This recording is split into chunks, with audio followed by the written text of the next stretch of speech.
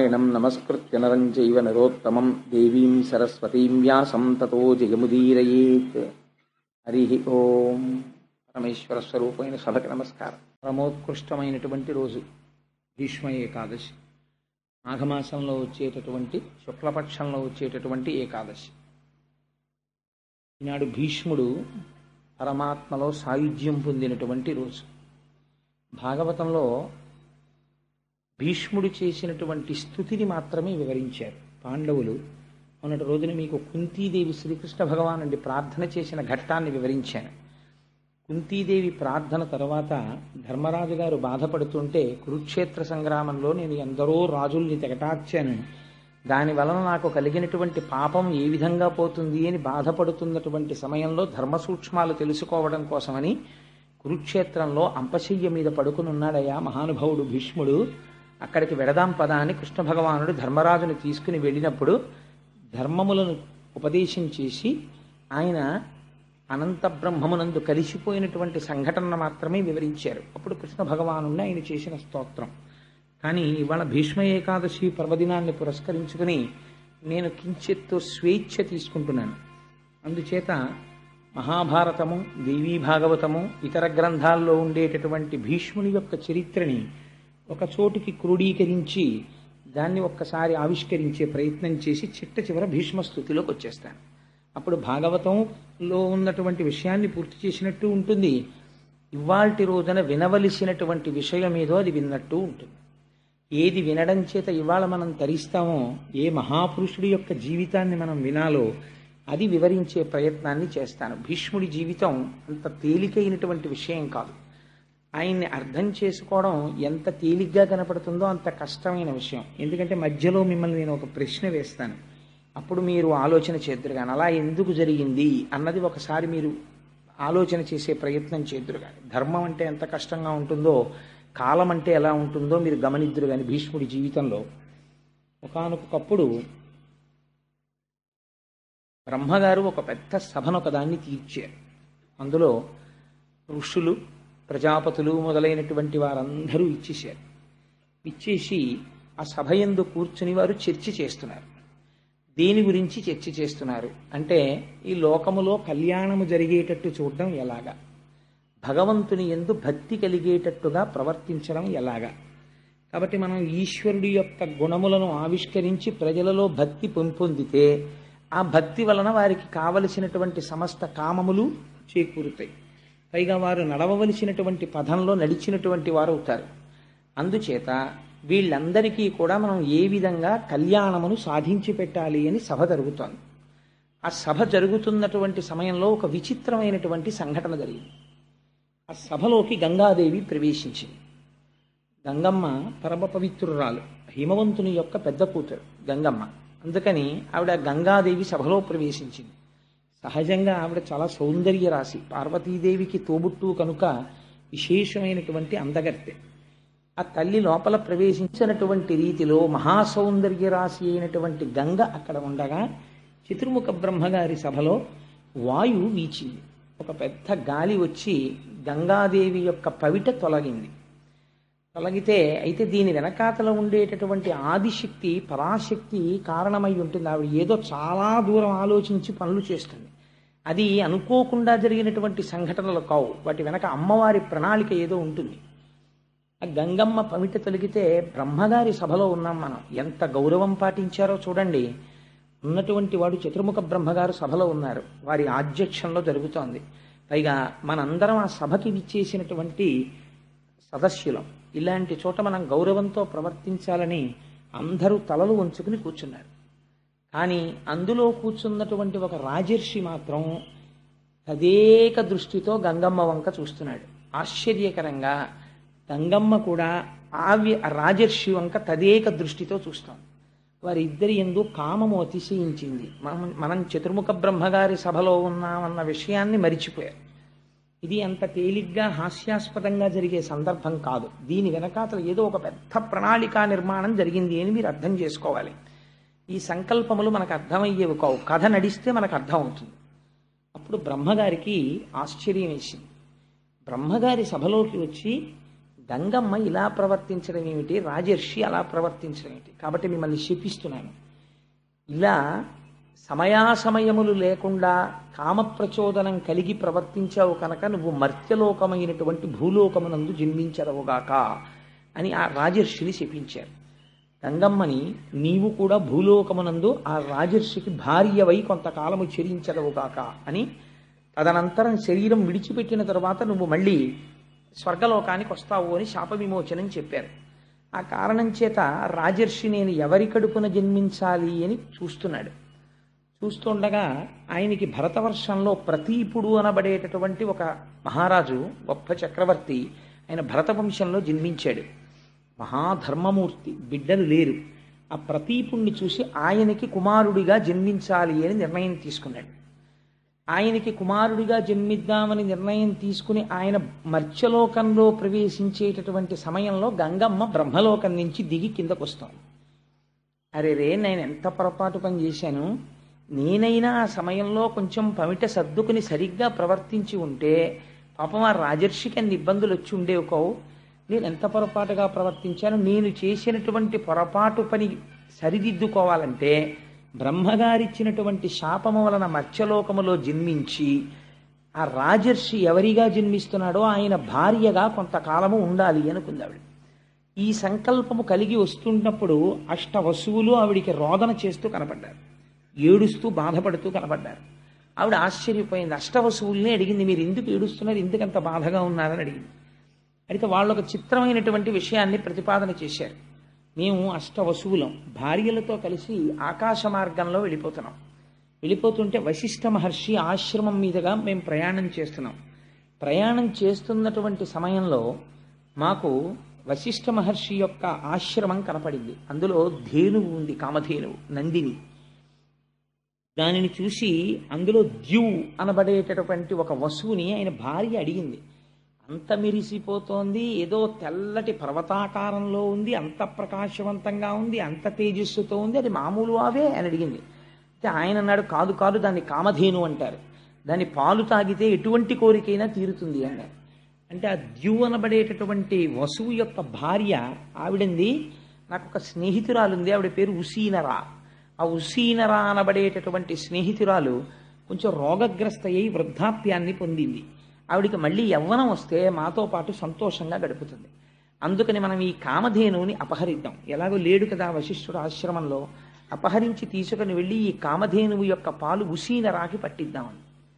భార్య మాట కాదనలేక మిగిలినటువంటి వసువులతో కలిసి ద్యు ఆ కామధేనువుని అపహరించాడు. అపహరించి తీసుకుని వెళ్ళిపోయాడు.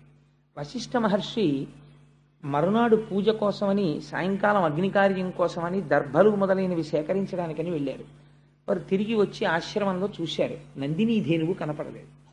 అంతటా వెతికారు. వెతికి ఒక్కసారి తపోనిష్టలో కూర్చుని ఆచమనం చేసి దివ్య దృష్టితో చూశారు. అష్టవసువులు అపహరించడం తెలిసింది. తెలిసి వెంటనే శపించారు. బ్రహ్మర్షి లేని సమయం చూసి నందినీ ధేనువుని అపహరించారు కనుక మీరు భూలోకమునందు జన్మించెదరుగాక అని. ఈ అష్టవసువులకి వార్త తెలిసి పరుగు పరుగున వచ్చి వశిష్ఠ మహర్షి యొక్క పాదాల మీద పడ్డారు. మహాప్రభో, మీరు మాకు దారుణమైన శాపాన్ని అనుగ్రహించారు. ఇప్పుడు మేము భూలోకంలో జన్మిస్తే చాలా ఇబ్బందులకి గురైపోతాం. మీరు మా యందు అనుగ్రహించి మాకు శాపానుగ్రహాన్ని తగ్గించేటటువంటి ప్రయత్నం చెయ్యండి అన్నారు. అంటే ఆయన అన్నారు, మీరు 80 వసువులు, 80లో 7 యందు పాపము యొక్క తీవ్రత తక్కువగా ఉన్నది. మీరు కేవలం ద్యువుకి సహకరించారు, కానీ అసలు అపహరించడానికి ప్రధానమైన కారణము ద్యువు. అందుచేత మీరు 7 పుట్టినటువంటి వెంటనే మరణిస్తారు. కాబట్టి నరుడిగా జన్మిస్తారు, కానీ జన్మించినటువంటి కొద్ది గంటలలో శరీరాన్ని వదిలిపెట్టేస్తారు. వదిలిపెట్టేసి మళ్ళీ వసువులు అయిపోతారు. కానీ ప్రధాన పాత్ర పోషించినటువంటి ద్యువు మాత్రం పరాక్రమవంతుడై కని విని ఎరగనటువంటి చరిత్ర సృష్టించి భూలోకమునందు కొంతకాలముండి తరువాత తిరిగి బ్రహ్మైక్యమును పొందుతాడు. అందుకని ద్యువు మాత్రం కొంతకాలము లోకమునందు ఉండవలసినదే అని ఆయన శాప విమోచనాన్ని కటాక్షించారు. కటాక్షిస్తే ఆ 80 ఇప్పుడు భూలోకంలో జన్మించాలి. అందుకని వాళ్ళు బాధపడుతూ వస్తున్నారు. గంగమ్మని చూసి అడిగారు, అమ్మా నువ్వెందుకు ఎడుతున్నావు భూలోకానికి అన్నారు. ఇదిగో జరిగినటువంటి ఆ విషయం ఇలా ఉంది. అందుచేత నేను ఆ రాజర్షి ఎక్కడ జన్మిస్తాడో అక్కడ ఆయనకి భార్యని కావాలని వెడుతున్నాను. అయితే అమ్మ మాకు ఒక ఉపకారం చేసి పెట్టు, నువ్వు ఎలాగో వెడుతున్నావు కనుక నీ కడుపున మేము ఎనమండుగురం పుడతాం.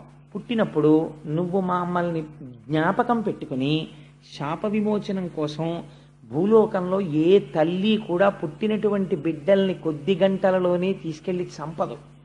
ఏ తల్లి కొద్ది గంటలలో చంపదంటే నా ఉద్దేశం కొన్ని రోజులు పోయాక చంపుతుందని కాదు, ఎప్పటికీ అలా ప్రవర్తించదు. కన్న తల్లికి ఉండేటటువంటి మమకారం అటువంటిది. అందుకని మాకు శాప విమోచనం ఎలా కలుగుతుంది? అందుకని మేము నీకు బిడ్డలుగా జన్మిస్తాం. నువ్వు మాయందు అనుగ్రహించి పుట్టినటువంటి వెంటనే మమ్మల్ని మళ్ళీ తిరిగి మేము వసువుల యొక్క స్థానాన్ని అలంకరించడానికి వీలుగా ఆ శరీరం విడిచిపెట్టేటట్టుగా మమ్మల్ని కటాక్షించు అన్నారు. తప్పకుండా అలా చేస్తాను అంది. కాబట్టి వసువులు ఎదురు చూస్తున్నారు, గంగమ్మ ఎవరిని వివాహం చేసుకుంటుంది, ఆవిడ కడుపులోకి వద్దామని. ఇది జరిగితే గంగా తీరమునందు ప్రతీపుడనపడేటటువంటి భరతవంశంలో జన్మించిన చక్రవర్తి పుత్రార్థి అయి తపిస్తున్నాడే. ఆయనకి సామ్రాజ్యం ఉంది, సత్యం ఉంది, ధర్మం ఉంది, అన్నీ ఉన్నాయి, అన్ని భోగాలు ఉన్నాయి, కానీ సంతానం లేదు. ఈశ్వరానుగ్రహాన్ని అపేక్షించి ఆయన గంగా తీరంలో కూర్చుని తపస్సు చేసుకుంటున్నాడు. గంగమ్మ చూసింది. ఈ ప్రతీపుణ్ణి చూసి ఆయనే తాను ఇతపూర్వం బ్రహ్మసభలో చూసినటువంటి వ్యక్తి ఈయనే ఈ జన్మ తీసుకున్నాడు అనుకుంది. అనుకుని ఈయన్ని వివాహం చేసుకోవాలని ఆయన తపస్సులో కళ్ళు మూసుకొని ఇంద్రియాల్ని వెనక్కి తీసుకుని తపస్సు చేసుకుంటూ కూర్చున్నాడు. గంగమ్మ గబగబా గంగలోంచి లేచి బయటికి వచ్చి ఆయన కుడి తొడ మీద కూర్చుంది. ఎంత ఆశ్చర్యకరమైన విషయమో చూడండి. కూర్చుంటే ఆయనకి బాహ్య స్మృతి కలిగింది. తొడ మీద కూర్చున్న స్త్రీ ఎవరు అని చూశాడు. గొప్ప సౌందర్య రాశి. ఆయన అన్నాడు, అమ్మ నువ్వెవరు, ఎక్కడి నుంచి వచ్చావు, ఎందుకు ఇలా కూర్చున్నావు నా కుడి తొడ మీద అని అడిగాడు. అయితే ఆవిడంది, నన్ను గంగా అంటారు, నేను గంగా నదికి అధిష్టాన దేవతను, నేను నీకు భార్యని కావాలి అని వచ్చాను, అందుకని నీ ఒళ్ళో కూర్చున్నాను. ఆయన అన్నాడు, నీవు నా భార్యవి కావాలి అని అనుకున్నావు. క్షత్రియులు విశేషించి రాజులు దక్షిణ నాయకులు అంటారు. దక్షిణ నాయకులు అంటే ఒకరికన్నా ఎక్కువ మంది భార్యలు ఉంటారు. విజయనగర సామ్రాజ్య పతనం సమయానికి వచ్చేటప్పటికి రామరాయల వారికి ఎంత దక్షిణ నాయకుడు అంటే రామరాయల వారి పోలికలున్న బిడ్డలు చాలా ఊళ్ళలో ఉండేవారు. అంత దక్షిణ నాయకులై ఉంటారు.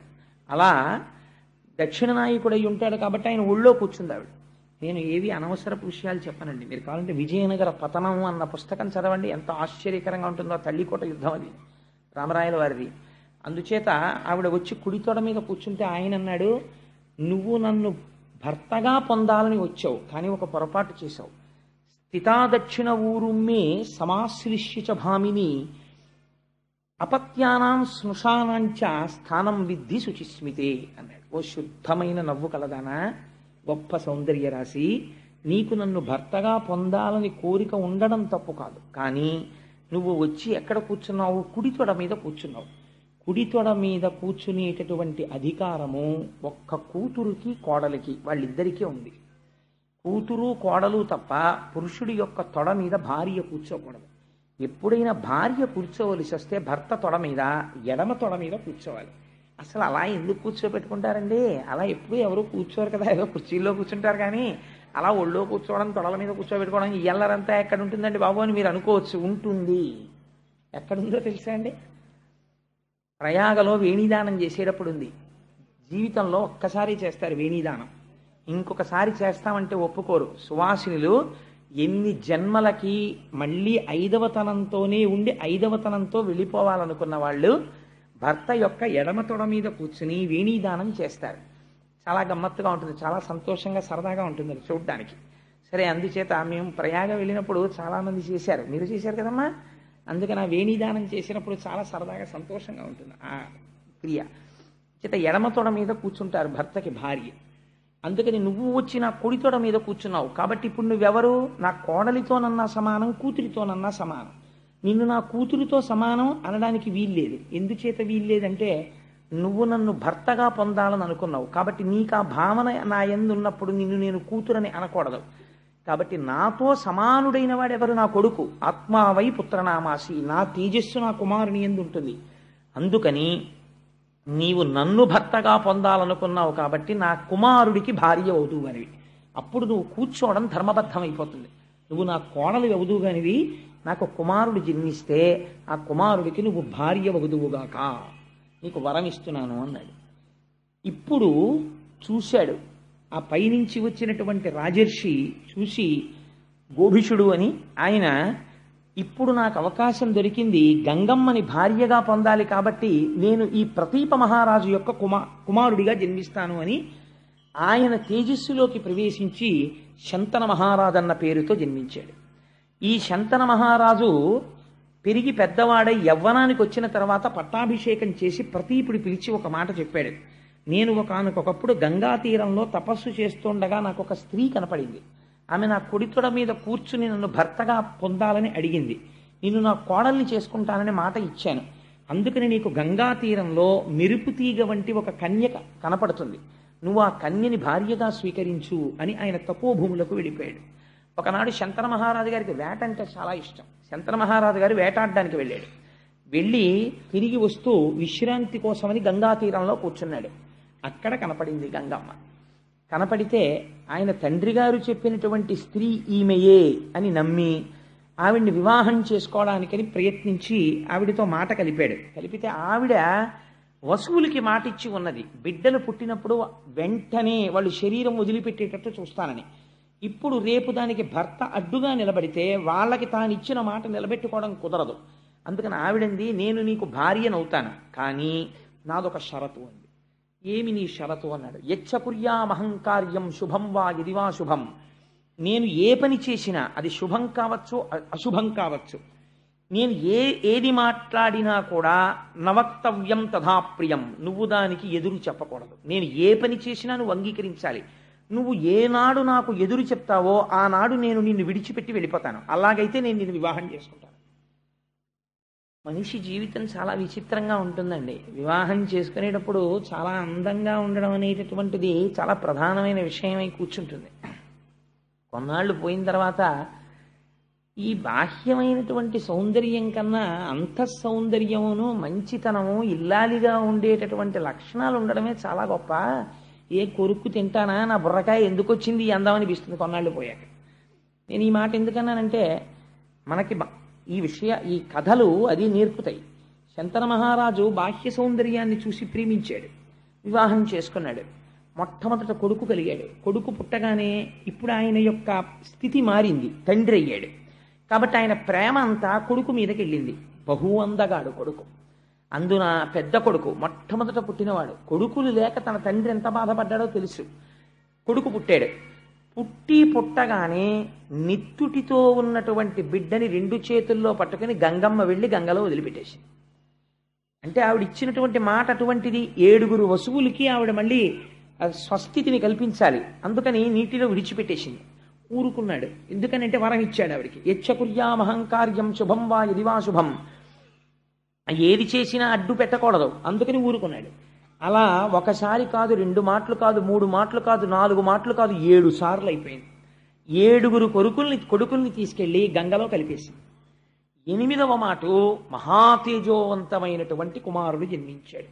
7 మాటలు లేని ప్రేమ 8వ మాట ఎందుకు భార్యను అడ్డు పెడతాడండి?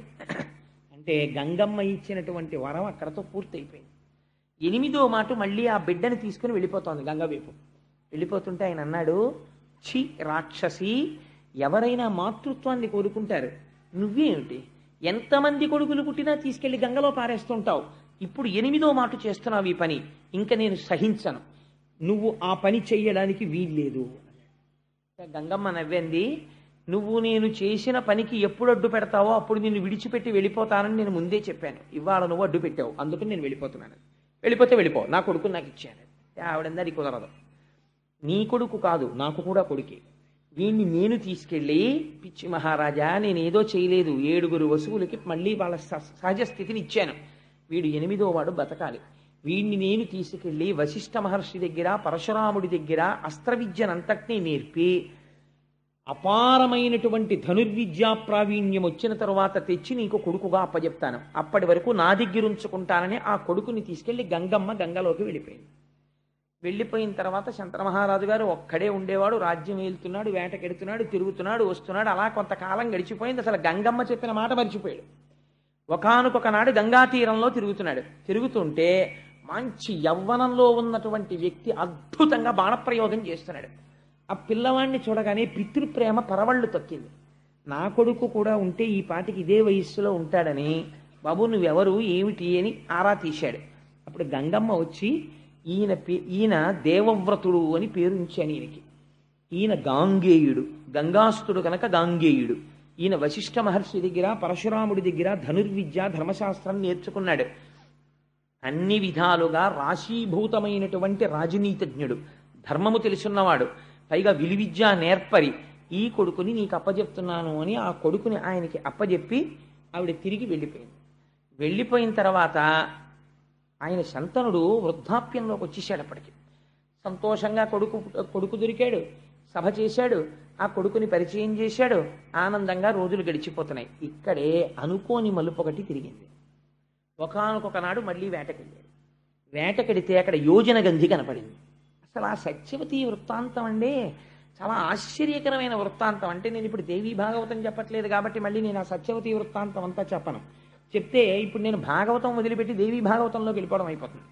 అందుకని ఆ సత్యవతీదేవిని చూశాడు ఆవిడ యోజన గంధి. అంతకుముందు ఆవిడ దగ్గర చేపల కంపు వచ్చేది. పరాశర మహర్షి వరం ఇచ్చారు వ్యాస మహర్షి జన్మించినప్పుడు.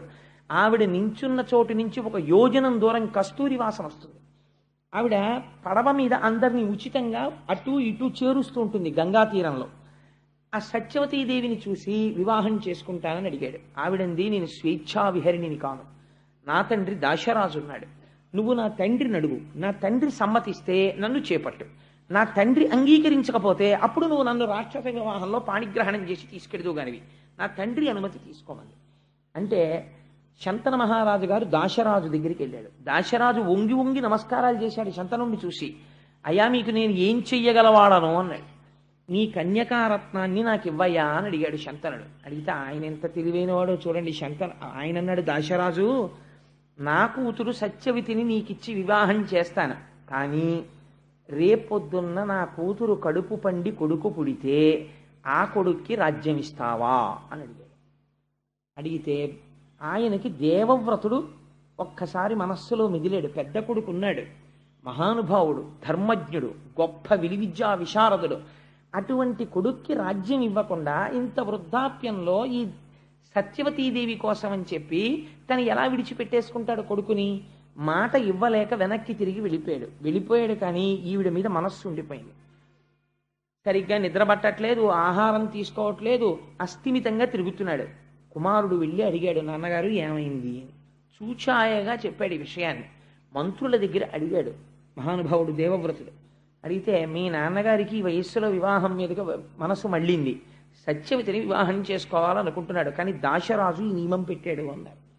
అంటే దేవవ్రతుడు దాశరాజు దగ్గరికి వెళ్ళి అయ్యా మీ కుమార్తె అయినటువంటి సత్యవతీదేవిని మా తండ్రి గారికి ఇచ్చి వివాహం చేయండి అని అడిగాడు. అడిగితే దాశరాజు అన్నాడు, తప్పకుండా చేస్తాను, నాకు అభ్యంతరం లేదు, కానీ నా కుమార్తెకి పుట్టేటటువంటి కొడుక్కి శంతన మహారాజు గారి రాజ్యం వస్తుందా అన్నాడు. అంటే దేవవ్రతుడు అన్నాడు, తప్పకుండా వస్తుంది, ఎందుకంటే నాకు కదా రావాలి రాజ్యం, నేను రాజ్యాన్ని పరిత్యాగం చేసేస్తున్నాను, నేను తీసుకోను రాజ్యం. మా నాన్నగారి యొక్క కోరిక తీరడం కోసం నీ కుమార్తెను ఆయనకిచ్చి వివాహం చెయ్యండి అన్నాడు. దాశరాజు అన్నాడు, ఇక్కడ వరకు బాగుంది, కానీ రేపు నీకో కొడుకు పుడతాడు, నువ్వు సహజంగా చాలా పరాక్రమవంతుడవు, నీకు పుట్టేటటువంటి కొడుకు చాలా పరాక్రమవంతుడు అవుతాడు. అంత పరాక్రమవంతుడైనటువంటి నీ కొడుకు సత్యవతీదేవికి పుట్టినటువంటి కొడుకు రాజ్యపాలన చేస్తే ఊరుకుంటాడా? వాడి కుత్తుక కత్తిరించి మళ్ళీ రాజ్యానికి వస్తాడు. అందుకని రేపొద్దున్న నీ కొడుకు దగ్గర నుంచి ప్రమాదం రాదని ఏమిటి హామీ అంటే ఆ దేవవ్రతుడు ప్రతిజ్ఞ చేశాడు, నీకు ఆ అనుమానం ఉంది కనుక తండ్రి యొక్క మాట నిలబెట్టి తండ్రి యొక్క గౌరవాన్ని, తండ్రి కోరుకున్నటువంటి కోరికని తీర్చలేని కొడుకు ఉంటే ఎంత, ఊడిపోతే ఎంత, మా తండ్రి గారి కోసం నేను భీష్మమైనటువంటి ప్రతిజ్ఞ చేస్తున్నాను, నేను ఇక నుంచి ఏ స్త్రీ యందు కూడా భార్యాభావనతో ప్రవర్తించను, బ్రహ్మచారినై నా జీవితాన్ని పూర్తి చేసేస్తాను అన్నాడు. ఈ ప్రతిజ్ఞ అది సామాన్యమైన ప్రతిజ్ఞ కాదండి, వృద్ధుడైన తండ్రి కోసం ఇటువంటి ప్రతిజ్ఞ చేశాడు. ఈ ప్రతిజ్ఞ చేసేసరికి దేవదుందుబులు మోగి పైనుంచి పుష్పవృష్టి కురిసింది. భీష్మించి ప్రతిజ్ఞ చేశాడు కనుక ఆ రోజు నుంచి ఆయన్ని భీష్ముడు అని పిలిచారు. ఆచరించి చూపించాడు కనుక భీష్మాచార్యుడు అని పిలిచారు.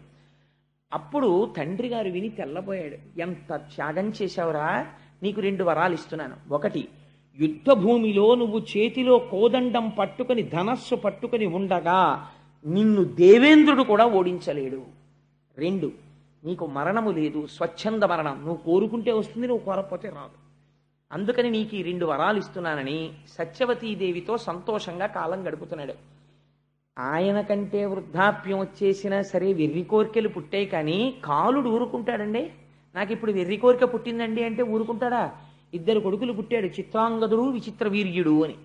2 కొడుకులు పుట్టారు, సంతోషంతో కాలం గడుపుతున్నాడు. మృత్యు వచ్చింది, శంతన మహారాజు గారు మరణించాడు. సత్యవతీదేవికి వైధవ్యం వచ్చింది. ఓన్లే 2 కొడుకులున్నారు కదా అని సంతోషించింది. ఈ 2 కొడుకుల్లో పెద్దవాడైన చిత్రాంగదుడు ఒకసారి అరణ్యానికి వేటకెళ్ళాడు. వేటకెడితే చిత్రాంగదుడు అన్న పేరున్న గంధర్వుడు కనబడ్డాడు. ఆయన కర్మ కొద్ది. నువ్వన్నా చిత్రాంగదుడన్న పేరుతో ఉండాలి, నేనన్నా చిత్రాంగదుడన్న పేరుతో ఉండాలి. నువ్వు ఆ పేరు వదులుతావా, నాతో యుద్ధం చేస్తావా? యుద్ధం చేస్తే మన ఇద్దరిలో ఎవరు బతికితే వాళ్ళు ఒక్కడే చిత్రాంగదుడు ఉంటాడు, లేదా పేరు మార్చుకో వెళ్ళిపో అన్నాడు. నేను పేరు మార్చుకోవడం ఏమిటి, మన ఇద్దరం యుద్ధం చేస్తాం, ఎవరు ఉంటే వాళ్ళే చిత్రాంగదుడు అన్నాడు. ఆ చిత్రాంగదుడు గంధర్వుడు యుద్ధం చేశారు. శంతన మహారాజు గారి యొక్క కుమారుడైన చిత్రాంగదుడు మరణించాడు యుద్ధంలో. ఇంకా విచిత్ర వీర్యుడు ఒక్కడే మిగిలాడు. ఎవరి కోసం ప్రతిజ్ఞ చేశాడు భీష్ముడు? ఏ శంతన మహారాజు గారి యొక్క సుఖం కోసం ప్రతిజ్ఞ చేశాడో ఆ శంతన మహారాజు వెళ్ళిపోయాడు. ఆ సత్యవతీదేవి వైధవ్యం పొందింది. పుట్టిన 2 కొడుకుల్లో పెద్దవాడు మరణించాడు. విచిత్ర వీర్యుడు ఎప్పుడూ కాలక్షేపం చేస్తూ భగవంతుని యొక్క స్మరణ లేకుండా సంతోషంగా కాలం గడిపేసేటటువంటి వాడు. ఇప్పుడు వంశము వర్ధిల్లాలి. అందుకని ఇప్పుడు ఆయనకి సరి అయినటువంటి భార్య దొరకాలి విచిత్ర వీర్యుడికి. ఈయన చూస్తే ఎప్పుడూ సుఖ సంతోషాలతో తేలియాడుతుంటాడు. ఈయనకి తగిన భార్యని తేవలసినటువంటి బాధ్యత భీష్ముడి మీద పడింది. చూడండి, ఆ వయస్సులో భీష్మాచార్యుడి చేసినటువంటి ప్రతిజ్ఞ వల్ల ఎన్ని కష్టాలు అనుభవించాడో చూడండి మహానుభావుడు. ఇంత కష్టపడి కాశీరాజుకి 3 కుమార్తెలు, అంబా, అంబిక, అంబాలిక అని. కాశీరాజు స్వయంవరం ప్రకటించాడు. విచిత్ర వీర్యుడు వెళ్ళకపోతే భీష్మాచార్యుల వారు వెళ్ళారు స్వయంవరానికి. వెడితే అక్కడ వాళ్ళందరూ ఆయన్ని చూసి విచిత్రంగా మాట్లాడారు. బ్రహ్మచర్యంలో ఉంటానన్నాడు, ప్రతిజ్ఞ చేశాడు, ఏమిటోయో భీష్ముడు స్వయంవరానికి వచ్చాడన్నారు. అందరూ చూస్తుండగా నేను పౌరుషంతో రాజులను ఓడించి తీసుకెడుతున్నాను ఈ అంబిక, అంబాలికని. ఎవరైనా మీరు నన్ను ఎదుర్కొనే వాళ్ళు ఉంటే ఎదుర్కోవచ్చు అని 3 చేయి పట్టి రథం ఎక్కించి తీసుకెళ్లిపోతున్నాడు. రాజులందరూ కలిసి భీష్ముడి మీదకి యుద్ధానికి వచ్చారు. అందరినీ తుత్తునియలు చేసి హస్తినాపురానికి తీసుకొచ్చాడు. తీసుకొచ్చి వివాహానికి కూర్చోబెడుతున్నాడు. అంబ భీష్ముడి దగ్గరికి వెళ్ళండి, మహానుభావా, నీకు తెలియనటువంటి ధర్మం లేదు, నీకు ఒక మాట చెప్తాను. నేను సాళ్వుడనబడేటటువంటి రాజుని ప్రేమించాను, ఆయన కూడా నన్ను ప్రేమించాడు, ఆయన నా యందు పత్నీభావమును పొందాడు. కాబట్టి ఇప్పుడు నేను వేరొక పురుషుడికి భార్యని కావడం అమర్యాద, అలా నేను కాకూడదు. అందుకని నన్ను తీసుకెళ్లి సాళ్వుడికి అప్పచెప్పేమని. ఒకసారి మనసు లేని స్త్రీ రాజుకి భార్యగా ఉండడానికి వీలు కాదు. అందుకని పరపురుషుని యందు అనురక్తి కలిగినటువంటి స్త్రీని భార్యగా యువతల ఇంట్లో ఉండడం త్రాచుపావుని పెంచుకోవడం లాంటిది. అందుకని నువ్వు నా తమ్ముడికి భార్యగా ఉండడానికి వీలు లేదు, నిన్ను తీసుకెళ్లి అప్పచెప్పేస్తానని చెప్పి సాళ్వుడి రాజ్యానికి తీసుకెళ్లి రథంలో పంపించాడు. పంపిస్తే ఈవిడ సాళ్వుడి అంతఃపురంలో ప్రవేశించి ఎంతో సంతోషంగా నేను వచ్చేశానయ్యా, భీష్ముడు నన్ను పంపించాడని. ఆయన అన్నాడు, అంతమంది రాజులు చూస్తుండగా నన్ను కూడా ఓడించి భీష్ముడు ఏనాడు నీ చెయ్యి పట్టి తన రథం ఎక్కించి తీసుకెళ్లాడో ఆనాడే నువ్వు భీష్ముడి సొత్తు అయిపోయావు. ఇప్పుడు చేతకాని వాణ్ణి, భీష్ముడి పెట్టిన భిక్షని భార్యగా స్వీకరించడానికి నీ క్షత్రియుణ్ణి, రాజ్యపాలకుణ్ణి, మహారాజుని, నేను నిన్ను అల్లనన్నాడు. ఎవరు నిన్ను గెలుచుకున్నారో నువ్వు వాళ్ళకే సొత్తు అన్నాడు. ఆవిడ బాధపడుతూ ఒక ఆడదాని బాధ చరిత్రని ఎలా మారుస్తుందో చూడండి. అందుకే చాలా జాగ్రత్తగా ఉండు సుమా. స్త్రీల జోలికి వెళ్ళి నిష్కారణంగా వాళ్లతో వాళ్ళ మనసు ఖేదపడేటట్టు ప్రవర్తించకు. ఆ స్త్రీ ఒక తపోవనానికి చేరి నేను తపస్సు చేసుకుంటాను, సన్యాసం ఇమ్మంది.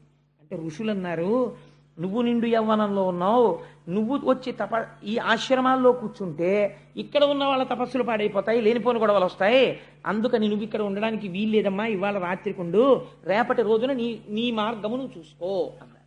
పైగా ఇప్పుడు సన్యాసం ఏమిటి, ఉంటే భర్త దగ్గర ఉండాలి, లేకపోతే ఏంటి తండ్రి గారి దగ్గర ఉండాలి, అందుకని నీ తండ్రి దగ్గరికి వెళ్ళిపోమన్నారు. నేను నా తండ్రి దగ్గరికి వెళ్ళనంది ఆవిడ అదృష్టం. మరునాడు పొద్దున్న వాళ్ళ తల్లిగారి తండ్రి గారు మాతామహుడు తాతగారు వచ్చాడు.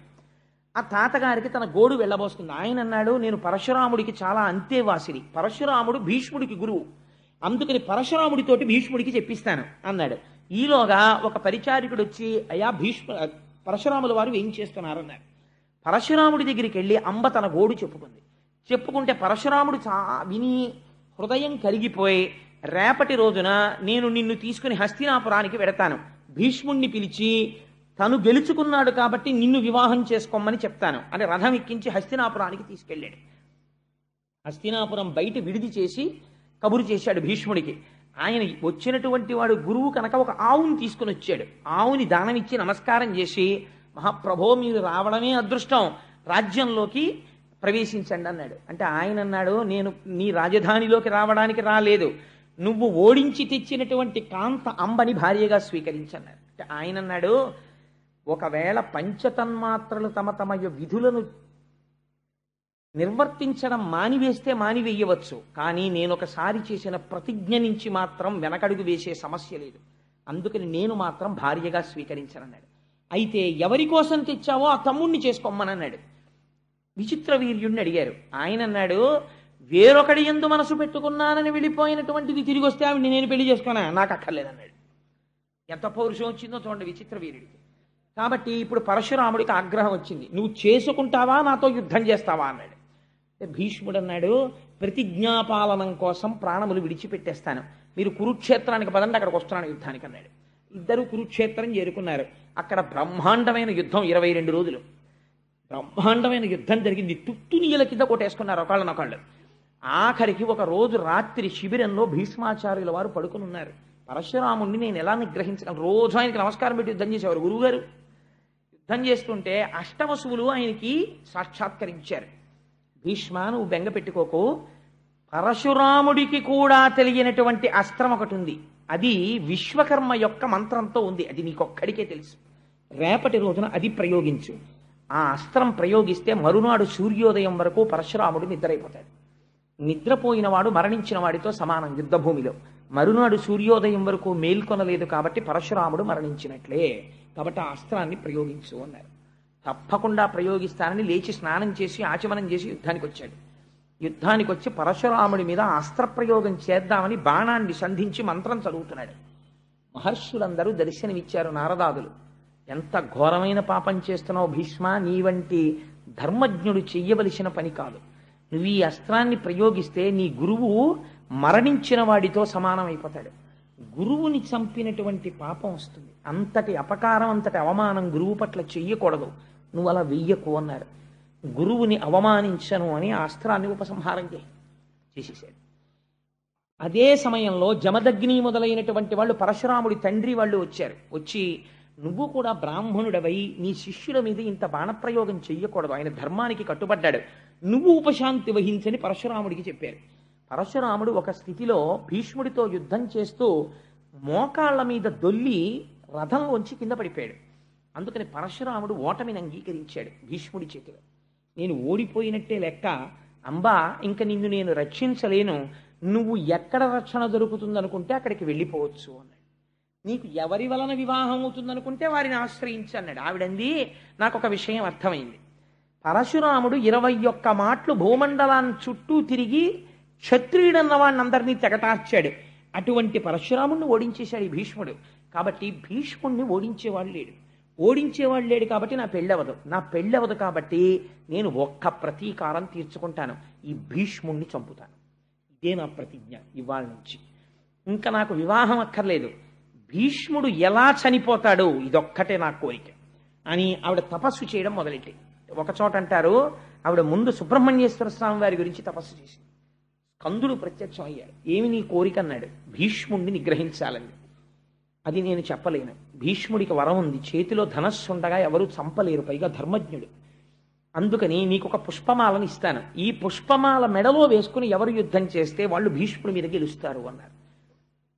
ఎందరో రాజుల్ని అడిగింది మెడలో ఈ పుష్పమాల వేసుకుని భీష్ముడితో యుద్ధం చేయమని. మహాధర్మాత్ముడైన భీష్ముడిని ఎందుకు సంహరించాలి, ఎందుకు యుద్ధం చేయాలి, మేము వేసుకోము, మేము యుద్ధం చేయమన్నారు. ఈ మాల తీసుకెళ్లి ద్రుపదరాజు గారి ఇంటి రాజద్వారం మీద వేసి మళ్ళీ తపస్సు చేసింది. ఈసారి రుద్రుడు ప్రత్యక్షమయ్యాడు. ఏం కావాలన్నాడు. అంటే భీష్ముడిని సంహరించాలంది. నీకు ఈ జన్మలో ఆ కోరిక తీరదు, వచ్చే జన్మలో తీరుతుంది, కాబట్టి నీ శరీరం విడిచిపెట్టి వేరే జన్మ తీసుకోమన్నాడు. యోగాగ్నిలో శరీరం వదిలేసి మళ్ళీ పుట్టింది.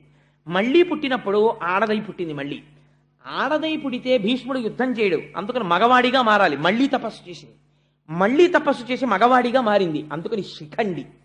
అందుకే ఎంతకి వదిలిపెట్టకుండా ప్రాణం తీసేస్తున్నారు అనుకోండి, అంటాం వీడెక్కడ దొరికాడు రా, నాకు శిఖండిలో దొరికాడు అంటాం. ఆ శిఖండి వెనక అంత కథ ఉంది. ఆ శిఖండి ద్రుపదుడికి కుమారుడిగా జన్మించాడు.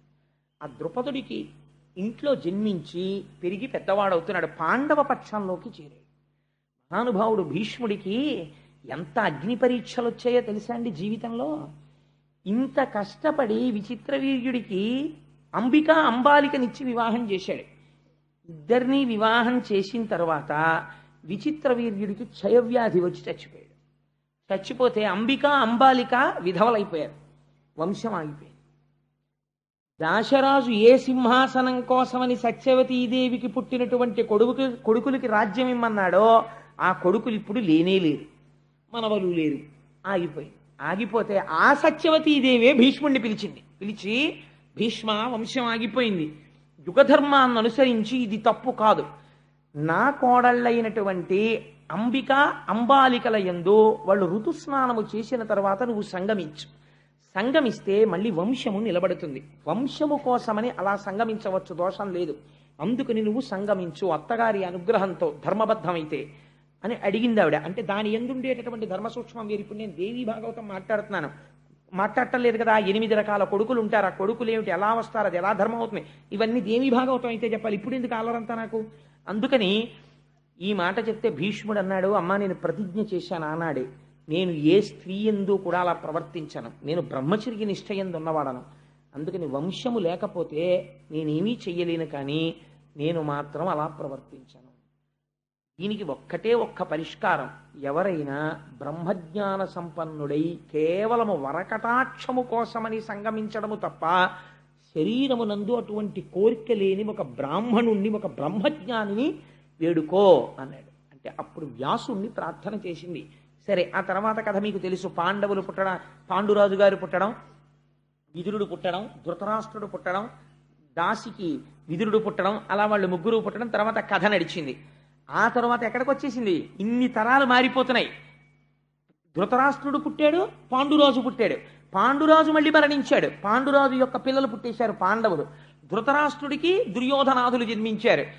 ఇంతమందిని సాకుతూ తాతగారై గడ్డాలు నిలిచిపోయి జుత్తు నిలిచిపోయి మహాధర్మజ్ఞుడై మహానుభావుడు వీళ్ళందరికీ విలువిద్య నేర్పించి ద్రోణాచార్యుల్ని గురువుగా పెట్టి అలా ఆ వంశాన్ని సాకుతూ నడిపిస్తూనే ఉన్నాడు భీష్ముడు. మాత్రం ఆయన కళ్ళ ముందే బ్రహ్మాండమైనటువంటి కలహం బయలుదేరింది, కౌరవులకు పాండవులకు. కౌరవులు అనడానికి కూడా వీల్లేదు, ఎందుకంటే పాండవులు కూడా కౌరవులే, భీష్ముడు కూడా కౌరవుల్లో వాడే, కురుచక్రవర్తి యొక్క సంతానం. అందుకని పాండురాజు యొక్క పుత్రులకు ధృతరాష్ట్రుని యొక్క పుత్రులకు కలహం బయలుదేరింది. బయలుదేరినప్పుడు ఇంత ధర్మజ్ఞుడైనటువంటి భీష్ముడు, ఇంత ధర్మం తెలుసున్న భీష్ముడు కురుక్షేత్ర సంగ్రామం జరిగినప్పుడు మాత్రం పాండవ పక్షమునకు వెళ్ళలేదు. కౌరవ పక్షంలో, దుర్యోధనుడి యొక్క పక్షంలో ఉండిపోయాడు.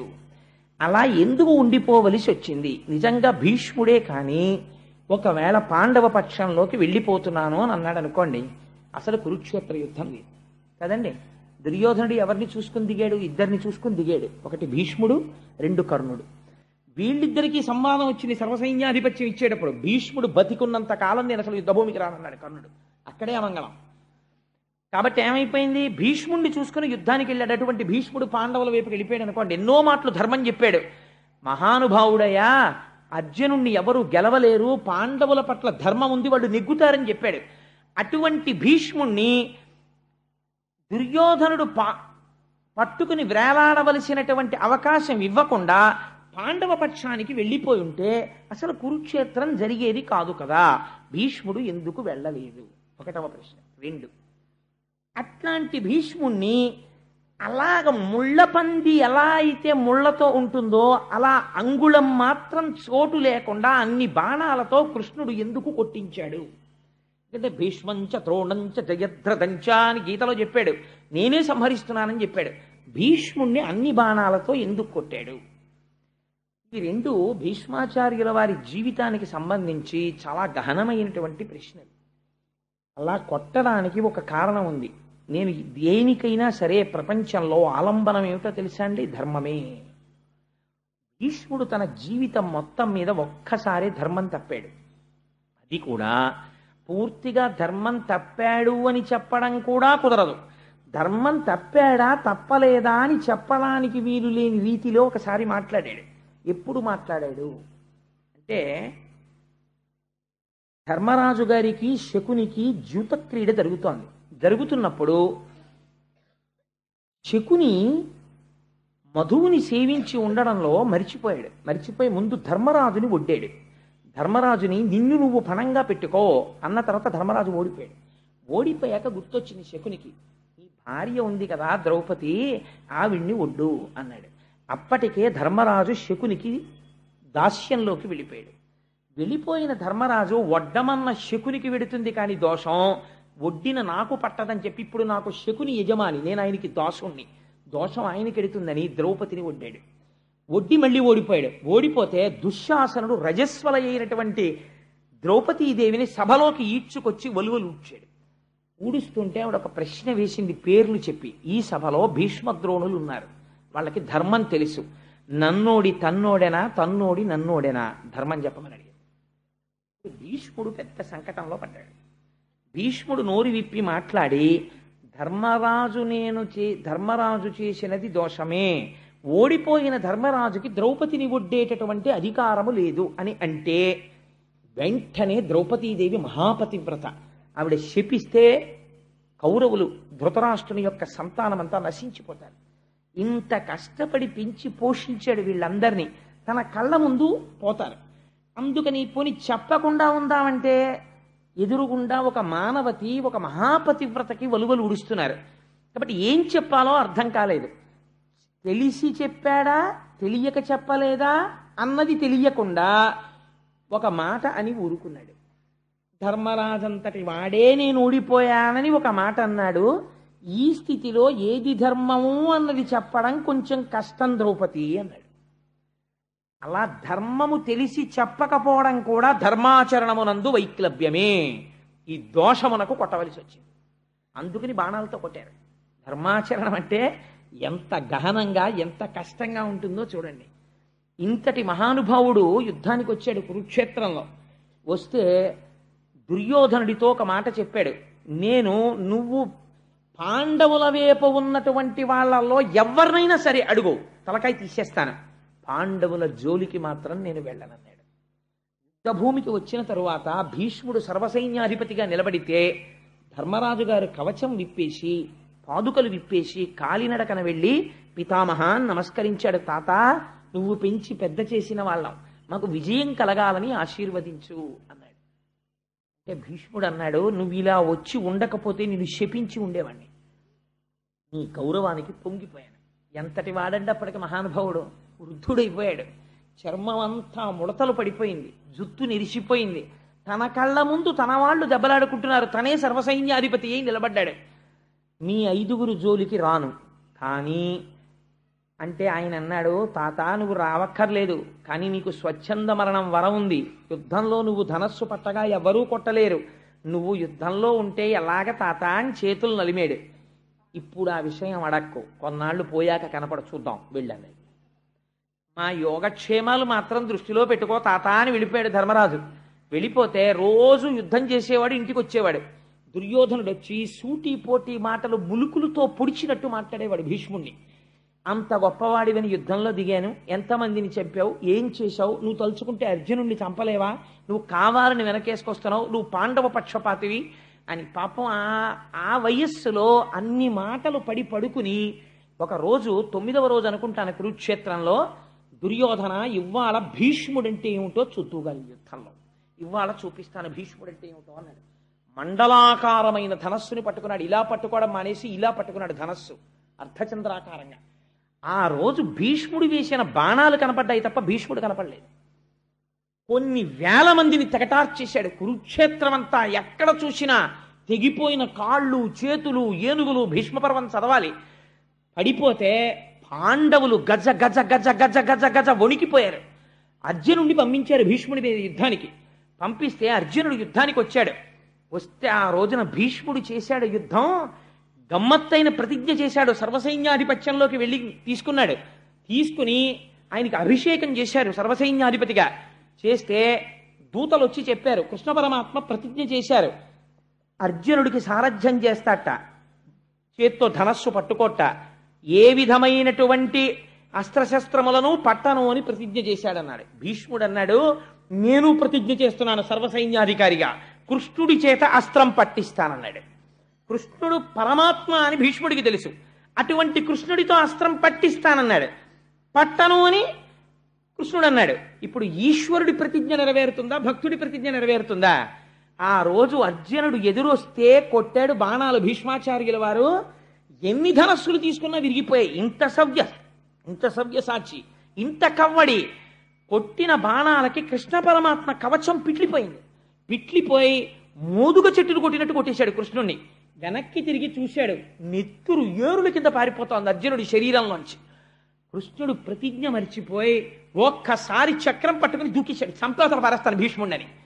అప్పుడు భీష్ముడు కోదండాన్ని పక్కన పెట్టి నమస్కరించాడు. చూసావా, లొంగిపోయావు, నా నిన్ను నమ్ముకున్న భక్తుడి కోసం ధనస్సు పక్కన పెట్టేశావు అని నమస్కరించాడు.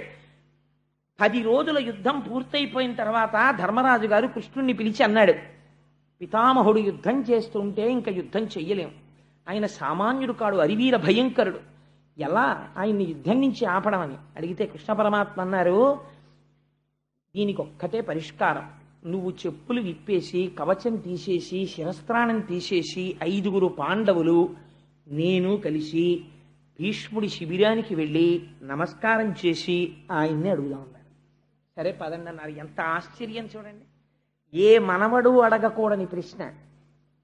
ధర్మరాజు గారు వెళ్ళి నమస్కారం చేస్తే ఒక్క మీకు సమర్థిస్తూ యుద్ధం చేయమని అడగడం తప్ప ఇంకేదైనా కోరుకో, ఇంత రాత్రి వేళ పాదచారి అయి ఎందుకు వచ్చావు ధర్మజ అని అడిగాడు. తాత ఇలా అడిగానని ఏమనుకోవద్దు, నువ్వు అసలు ఎలా చచ్చిపోతావు తాత అని అడిగాడు. ఎంత దారుణమైన మాట అండి ప్రపంచంలో ఇది. అసలు తాత నువ్వు ఎలా మరణిస్తావు అని అడిగాడు. అడిగితే అప్పుడు నవ్వి అన్నాడు, నా చేతిలో ధనస్సు ఉన్నంత కాలం నేను మరణించను. మనవడి యొక్క ప్రజ్ఞ చూసి పొంగిపోయాను అర్జునుడు వేసిన బాణాలకి. నా ధనస్సు పక్కన పెట్టాలంటే కొన్ని సందర్భాల్లోనే పెడతాను. రథం మీద స్త్రీ వచ్చి బాణం వేస్తే నేను ధనస్సు పక్కన పెట్టేస్తాను. ఎవరిదైనా పతాకం కిందకి జారిపోతే నేను యుద్ధం చేయను. వెన్నిచ్చి పారిపోతుంటే యుద్ధం చేయను. ఆడదిగా పుట్టి మగవాడిగా మారినటువంటి వాడు యుద్ధానికి వస్తే యుద్ధం చేయను. ఇందులో స్త్రీని పట్టుకుని యుద్ధానికి వచ్చేంత అవలక్షణం మీ దగ్గర లేదు. మీరు నాకు వెన్నిచ్చి చూపించి పారిపోరు. మీలో ఎవరి పతాకం కిందకి జారిపోదు. కాబట్టి మీకున్న అవకాశం ఒక్కటే, మీ పక్షంలో నామరణం కోసం తపస్సు చేసిన శిఖండి ఉన్నాడు. ఆ శిఖండిని అర్జునుడి రథానికి ముందు నించోపెట్టండి. నించోపెడితే శిఖండి బాణాలు వేస్తే నేను ధనస్సు పక్కన పెట్టేస్తాను. ధనస్సు పక్కన పెట్టేశాను కాబట్టి నేను మళ్ళీ బాణం వెయ్యను కాబట్టి వెనక నుంచి అర్జునుడితో బాణ పరంపర కురిపించి నా శరీరాన్ని డుల్లగొట్టేయండి అన్నాడు. అలాగే తాత అని వెళ్ళిపోయాడు. వెళ్ళిపోతే ఏడిచాడండి అర్జునుడి శిబిరంలో. మహానుభావుడు తండ్రి లేక మేము ఏడుస్తుంటే ఆ రోజుల్లో మాకు నాన్న అని ఎవరిని పిలవాలో తెలియక మా పట్ల అంత ప్రేమతో ఉన్న భీష్ముడి దగ్గరికి వెళ్ళి కౌరవులు మమ్మల్ని బాధ పెడుతుంటే నాన్న అని తెలియక మేము పిలిస్తే నేను నాన్నని కాను నాన్న తాతని అని ఆయన ఒడిలో కూర్చోపెట్టుకుని మాకు గోరు ముద్దలు తినిపించాడు. మమ్మల్ని పెంచి పెద్ద చేశాడు. సర్వకాలముల యందు మా ఉన్నతిని కోరాడు. మాకు ఆశీర్వచనం చేశాడు. మాకు విలువిద్య నేర్పాడు. మాకు ద్రోణుణ్ణి గురువుగా పెట్టాడు. అంతటి మహాపురుషుడు ఇవాళ వృద్ధుడైపోయాడు. తండ్రి కోసమని ప్రతిజ్ఞ చేశాడు. సర్వం త్యాగం చేసేశాడు. అంతటి ధర్మమూర్తి అయి తన వంశాన్ని చూసుకోవాలని ఇంతకాలం నిలబడిపోయాడు. అటువంటి వాణ్ణి సవ్యసాచినై గాంధీవం పట్టుకుని శిఖండిని అడ్డు పెట్టుకుని ఆయన మీద బాణపరంపర కొడుతుంటే ఆయన ఒంట్లోంచి నెత్తురు కారిపోతుంటే నేను కొట్టగలనా అన్నయ్య అని అడిగాడు. కొట్టక తప్పదురా, కొట్టవలసిందే ధర్మం కోసం, కొట్టు తప్పదన్నాడు కృష్ణుడు. దానికి వచ్చారు. వచ్చిన తర్వాత శిఖండిని ఎదురుపెట్టి తీసుకొచ్చారు. తీసుకొస్తే ఆయన ధనస్సు పక్కన పెట్టేశాడు. పెట్టిన తర్వాత శిఖండి 100 బాణములు వేశాడు ఒకేసారి. ఎందుకంటే ఆయన ప్రతిజ్ఞ నెరవేరాలి. ఆయన యొక్క కవచం డుళ్ళిపోయి కింద పడిపోయింది విప్పుకుని. గుండెలు దొరికాయి. దొరకగానే అర్జునుడు ఆ రోజు కొట్టినటువంటి బాణ పరంపరకి బొట్టన వేలు ఇలా పెట్టి వేలి ముద్ర వేస్తాను చూడండి, అలా వేలి ముద్ర వెయ్యడానికి ఇలా బొట్టన వేలు పెట్టడానికి చోట్లేనన్ని బాణాలతో కొట్టాడు. కొడితే చుట్టూ బాణపంజరమే, మధ్యలో భీష్ముడు ఉన్నాడు.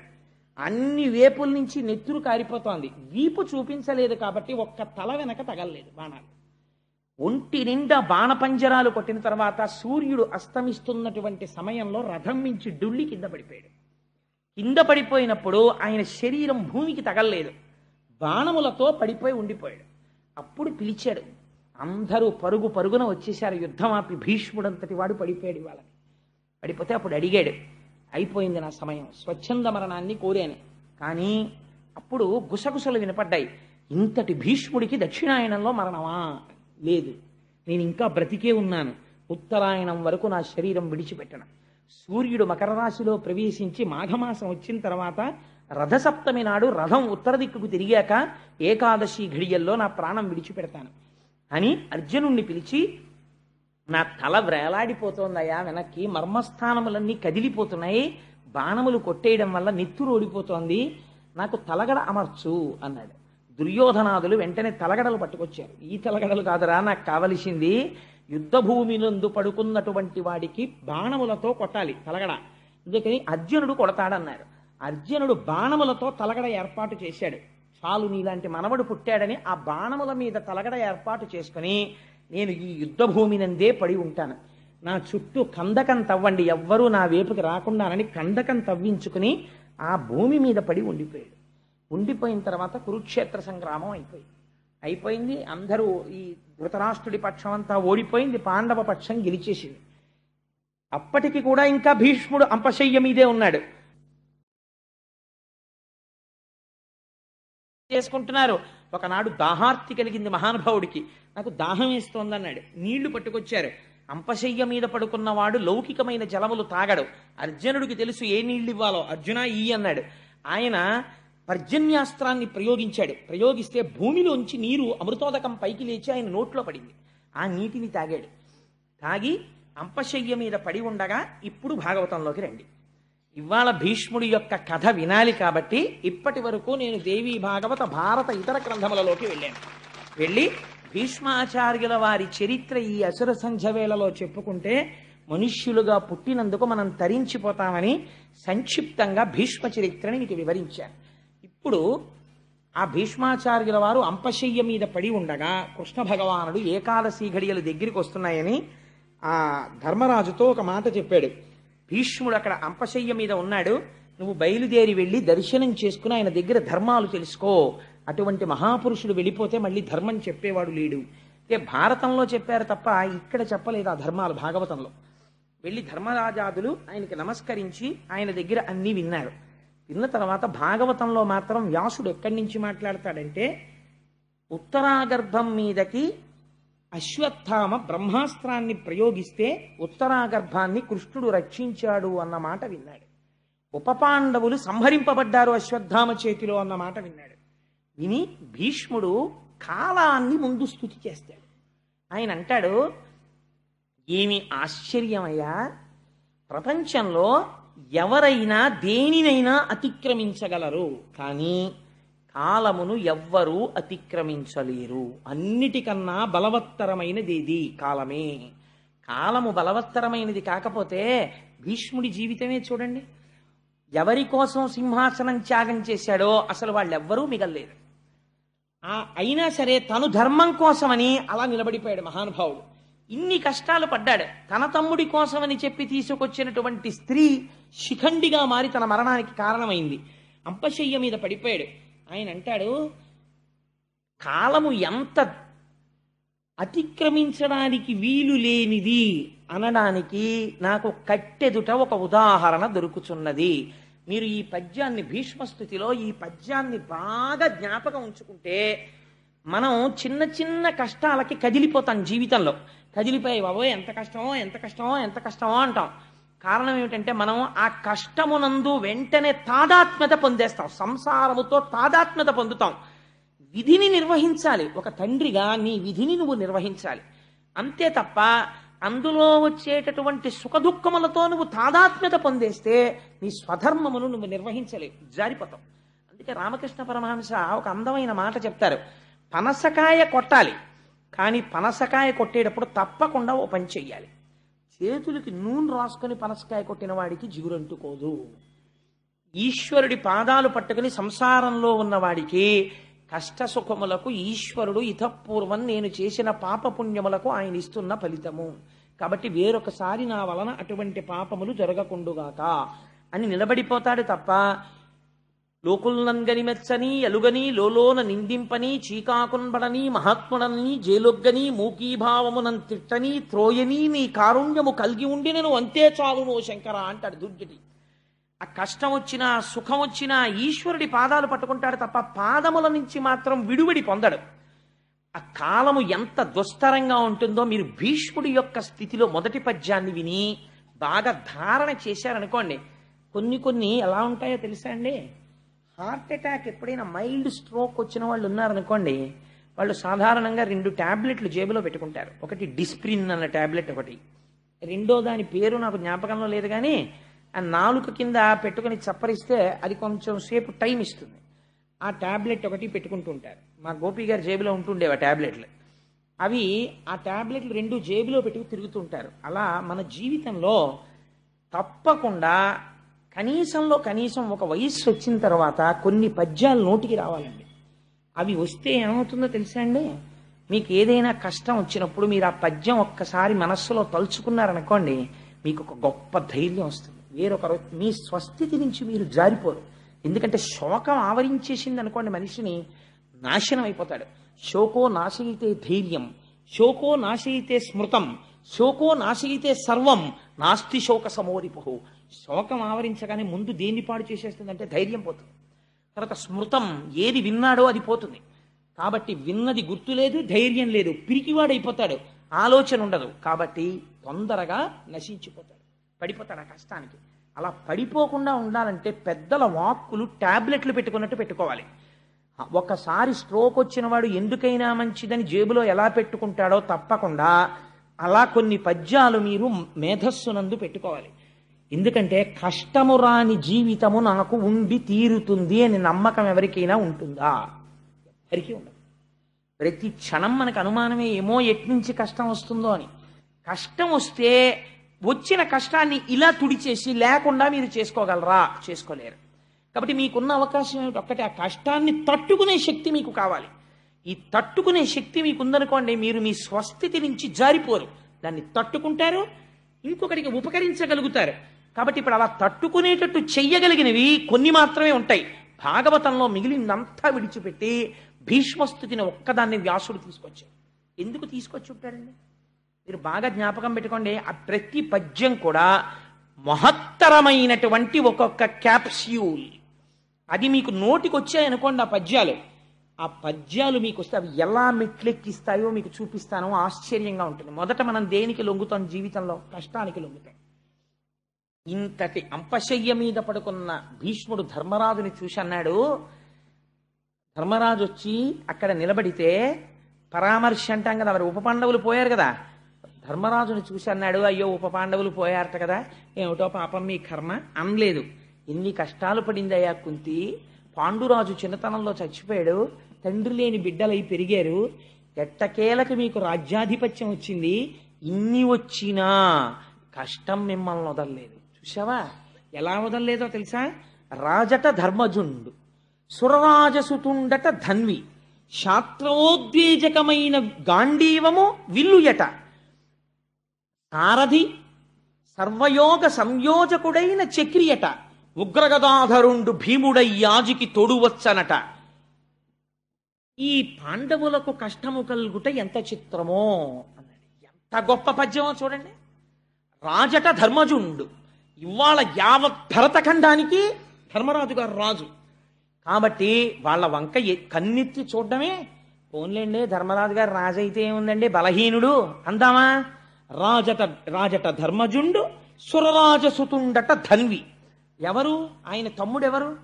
సాక్షాత్తుగా దేవేంద్రుడి యొక్క కొడుకు అర్జునుడు. ఆయన ధన్వి, చాలా గొప్పవాడు. కానీ ఆయనకి గొప్ప ధనస్సు లేదండి చేతిలో అందామా. శాస్త్రవోద్వేజకమైన గాంధీవము విల్లుయట. అసలు ఆ గాంధీవానికి ఉన్న గొప్పతనం ఏమిటంటే, ఇంకోళ్ళు ఎవరైనా అది అక్కడ పెడితే సరదాగా ముట్టుకుందామని ముట్టుకోవడం కుదరదు. అది పాములా కనపడుతుంది, శవల్లా కనపడుతుంది. అంత మహిమాన్వితమైనటువంటి ధనస్సు. ఆ ధనస్సుని పైకెత్తి పట్టుకుని విట్టి నారి సంధిస్తే చాలు, అందులోంచొచ్చేటటువంటి టంకార ధ్వనికి రామచంద్రమూర్తి పట్టుకునేవారు అటువంటి కోదండం. ఆ టంకారము వలన వచ్చేటటువంటి ధ్వనికి కొన్ని వేల మంది కుప్ప కూలిపోయేవారు. దానికి గుండె ధైర్యం ఉండాలి అది వినడానికి. అది పిడుగులు పడిపోతున్నట్టు ఉంటుంది. అందుకే పిడుగు పడితే ఎవరిని తలుచుకుంటామో తెలుసా అండి? అర్జున పల్గుణపార్థం అని అర్జునుడి యొక్క దశనామాలు తలుచుకుంటాం. అటువంటి టంకారం చేస్తాడు ఆ ధనస్సులోంచి. టంకారం వింటేనే పారిపోతారు. ఆయనకి తెలియని అస్త్రం లేదు. ఎంత దూరంలో ఉన్న శత్రువు మీదైనా అస్త్ర ప్రయోగం చేస్తాడు. సవ్యసాచి, 2 చేతులతో బాణాలు వేస్తాడు. అటువంటి వాడు సురరాజసుతుండట ధన్వి. శాస్త్రవోద్వేజకమైన విల్లు గాంధీవము విల్లుయట. పట్టుకునేటటువంటి విల్లు ఎటువంటిది? గాంధీవాన్ని పట్టుకుంటాడు. ఫోన్లేండి ఇన్ని పట్టుకుంటాడు కానీ పాపం రథం సరైంది లేదు, సారథి లేడు అందామా. సర్వభద్ర సంయోజకుడైన సారథి చక్రియట. ఎవరా సారథి? సర్వకాలములయందు భద్రత కల్పించి అర్జునుణ్ణి రక్షించుకోవడమే ప్రయోజనంగా పెట్టుకున్నటువంటి మహామహిమాన్వితుడైనటువంటి యోగపురుషుడైన శ్రీకృష్ణ పరమాత్మ సారథి. పోన్లేండి ఈయన ఒక్కడే ఇంత గొప్పవాడైనా కొంచెం ఆదమరిపించి కొట్టారు, అభిమన్యుణ్ణి కొట్టినట్టు అందామా. ఉగ్రగదాధరుండు భీముడై యాజికి తోడువచ్చునట. ఎప్పుడు అర్జునుడి పక్కన ఎవరుంటారు? బ్రహ్మాండమైనటువంటి గద పట్టుకుని గిర్ర గిర్ర గిర్ర గిర్ర తిప్పుతూ ఒక్క గదాదండంతో ఒక దెబ్బ వేశాడా ఏనుగుల కుంభస్థలాలు బద్దలైపోతాయి. అటువంటి ఉగ్ర గద పట్టుకుని తిరిగేటటువంటి భీముడు ఆ అర్జునుడి పక్కన తోడుగా వస్తుంటాడు. ఉగ్ర గదాధరుండు భీముడయ్యాజికి తోడువచ్చనట. వీరికి ఆపత కల్గుటకేమి చిత్రమో, వీళ్ళ కొడుకులు చచ్చిపోయారు. ఏం ఆశ్చర్యం! కొన్ని సహజ మరణం కాదు, ఒక్క శత్రువు వచ్చి రాత్రి చంపేతలు మనిషిడు. ఏమి ఆశ్చర్యం రా! కష్టం కాలోహి దురతిక్రమ. ఇది అశ్వత్థామ రూపంలో వచ్చిందా, కాల రూపంలో వచ్చిందా? కాల రూపంలో వచ్చేసింది. వచ్చేసి దుఃఖం వచ్చింది. కాబట్టి ఇంత గొప్ప అర్జునుడు, ఇంత గొప్ప గాంధీవం, ఇంత గొప్ప కృష్ణ పరమాత్మ, ఇంత గొప్ప భీముడు, అంతరాజు ధర్మజుడు, ఇంకింతకన్నా రక్షణ ఉన్నవాళ్ళు ప్రపంచంలో ఉన్నారా? అట్లాంటి వాళ్ళ పిల్లలే బతకలేదు. వీళ్ళకి ఆపద కల్గుటకేమి చిత్రమో, వీళ్ళకి ఆపద రావడం ఏమిట్రా అని ఇప్పుడు అంటాడు. కాలోహి బలవాన్ కర్త సతతం సుఖ దుఃఖయో నరాణం పరతంత్రాణం పుణ్య పాపానుయోగత అంటాడు వ్యాసుడు. మీరు ఈ కంటికి కనపడేటటువంటిది అనుకోండి, మీరు యుద్ధం చేస్తారు. లేదు మీకు తెలుసున్న విషయం అనుకోండి, తప్పుకుంటారు.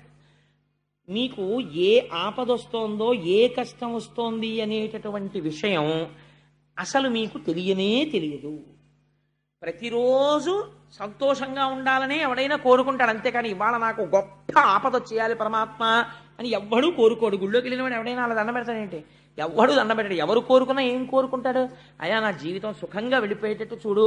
నువ్వు సుఖంగా వెళ్ళిపోవాలి అనుకుంటే ఆ సుఖానికి ఆలంబనమైన ధర్మం నువ్వు చెయ్యాలి. చేసేది అధర్మం, కావలసింది సుఖం. ఎలా కుదురుతుంది? కుదరదు. నీకేమో స్వీట్ తింటే అనారోగ్యం వస్తుందని డాక్టర్ గారు చెప్తున్నారు. నువ్వు తినేవన్నీ స్వీట్లే, నీకు ఆరోగ్యం ఎక్కడ ఉంటుంది? ఉండదు. నువ్వు చేసేదంతా అధర్మం. నువ్వు సుఖంగా ఉండమంటే ఎక్కడ ఉంటావు? నీకు దుఃఖమే ఉంటుంది. కాబట్టి కాలములో కాలరూపమునందు పరమేశ్వరుడు కూర్చుని ఫలితములను ఇస్తాడు. ఈ కంటికి దొరుకుతాడా? ఈ కంటికి కనపడ్డం. మీరు ఎవరి మీద యుద్ధం చేస్తారు? వార్త వినపడుతుంది అంతే. అప్పటి వరకు చాలా సంతోషంగా ఉంటాడు. ఏదో ఒక వార్త వచ్చేస్తుంది అంతే, దుఃఖంలో మునిగిపోతాడు. ఎందుకు మునిగిపోయాడు? కాలంలో వచ్చేసింది ఆ వార్త. ఏదో ఇన్ని గంటల ఇన్ని నిమిషాలకి ఈ వార్త వాడికి చేరి వాడు కష్టం అనుభవించాలి పరమాత్మ నిర్ణయం చేసేసాడు. అలాగే ఇన్ని గంటల ఇన్ని నిమిషాలకి వాడు ఒక వార్త విని వాడు సంతోషపడిపోవాలి, ఈశ్వరుడు నిర్ణయం చేసేశాడు, ఆ వార్త మీరు వింటారు. కాబట్టి ఏమవుతోంది, పరతంత్రాణ, మీరు చేసేది ఏమీ లేదు, ఈశ్వరుడు ఎలా నిర్ణయిస్తే అలా జరిగిపోతోంది. ఇప్పుడు చెప్పండి, మీ సుఖదుఖములకు మీరు కారణమా, ఈశ్వరుడు కారణమా? ఈశ్వరుడు కారణము. ఈశ్వరుడు స్వతంత్రుడై మిమ్మల్ని నిష్కారణంగా సుఖదుఖాలు పెడుతున్నాడా? మీరు చేసినటువంటి ధర్మాధర్మములను పాపపుణ్యములను బట్టి సుఖదుఖములను ఇస్తున్నాడు. కాబట్టి ఉపపాండవులు మరణించారంటే కాలాన్ని పాండవులు కూడా ఎదిరించలేకపోయారు భగవంతుడు సారథ్యం చేస్తుండగా. కాబట్టి ఇంక సామాన్యుడైనటువంటి వాడెంతరా? ఎప్పుడైనా ఓ చిన్న కష్టం వచ్చిందనుకోండి, వెంటనే బేలలైపోతారు కొంతమంది. నేను చాలా మందిని చూస్తుంటాను ప్రపంచంలో, వాళ్ళ జీవితాలు చాలా మంది కన్నా వడ్డించిన విస్తరులు. చాలామంది ఈ దేశంలో మీరు ఎప్పుడైనా రాత్రి 2 గంటల వేళ, నేను అమలాపురంలో ఉపన్యాసాలు చెప్పి ఒకప్పుడు వస్తుండేవాడిని, వస్తుంటే మంచి శీతాకాలంలో పడుకొని ఉంటారు. అంతవరకు ఎందుకండి, నేను మొన్న తిరుపతి యాత్ర చేసి తిరుపతి నుంచి వస్తూ తిరుపతి రైల్వే స్టేషన్లో ప్లాట్ఫామ్ మీద ఒక చైర్లో కూర్చున్నాను, వెయిటింగ్ సీట్లో. ఆ రోజున శేషాద్రి బాగా లేటని. ఒక వ్యక్తి శరీర ఛాయ తెల్లగా ఉంది. తల్లితో జ్ఞానప్రసూనామ్మ గారితో అన్నాను కూడా ఆ రోజున, కాళ్ళు కూడా మెరిసిపోతున్నాయి, ఇంతంత గడ్డాలు పెరిగిపోయి ముఖంలో తేజస్సు స్పష్టంగా కనపడుతోంది. బట్టలు ఎంత శుభ్రంగా ఉన్నాయో, కానీ అతను ఒక భిక్షుకుడు. ఇవాళ ఇల్లిల్లు తిరిగి భిక్షాటన చేసుకుంటున్నాడు. కూర్చోవడం కష్టంగా ఉంది, మాకు ఇంతంత దోమలు పొడిచేస్తున్నాయి. అంతమంది మధ్యలో ఆ సిమెంట్ బెంచీ కింద పడుకుని నిద్రపోతుంటే ఇంతంత దోమలు ఆ కంఠం మీద, ఈ కళ్ళ పక్కన, కణతల మీద పొడిచేస్తున్నాయి. పొడిచేస్తుంటే అతను అలా నిద్రపోతుంటే ఉండుండి ఆ దోమని ఇలా కొట్టుకుంటుంటే నాకు అతని ముఖం వంక చూస్తుంటే ఎంత వేదాంతం జ్ఞాపకానికి వచ్చిందో. ఇతను కూడా ఎక్కడో ఒక తల్లిదండ్రులకు పుట్టుంటాడు, ఎక్కడో పెరుగుంటాడు, శుభ్రమైన బట్ట కట్టుకోవాలి, ఒళ్ళు నీట్గా ఉంచుకోవాలని నిన్ను తెలిసాయి కాబట్టి ఒకప్పుడు ఏదో గౌరవనీయమైన బ్రతుకుంటాడు.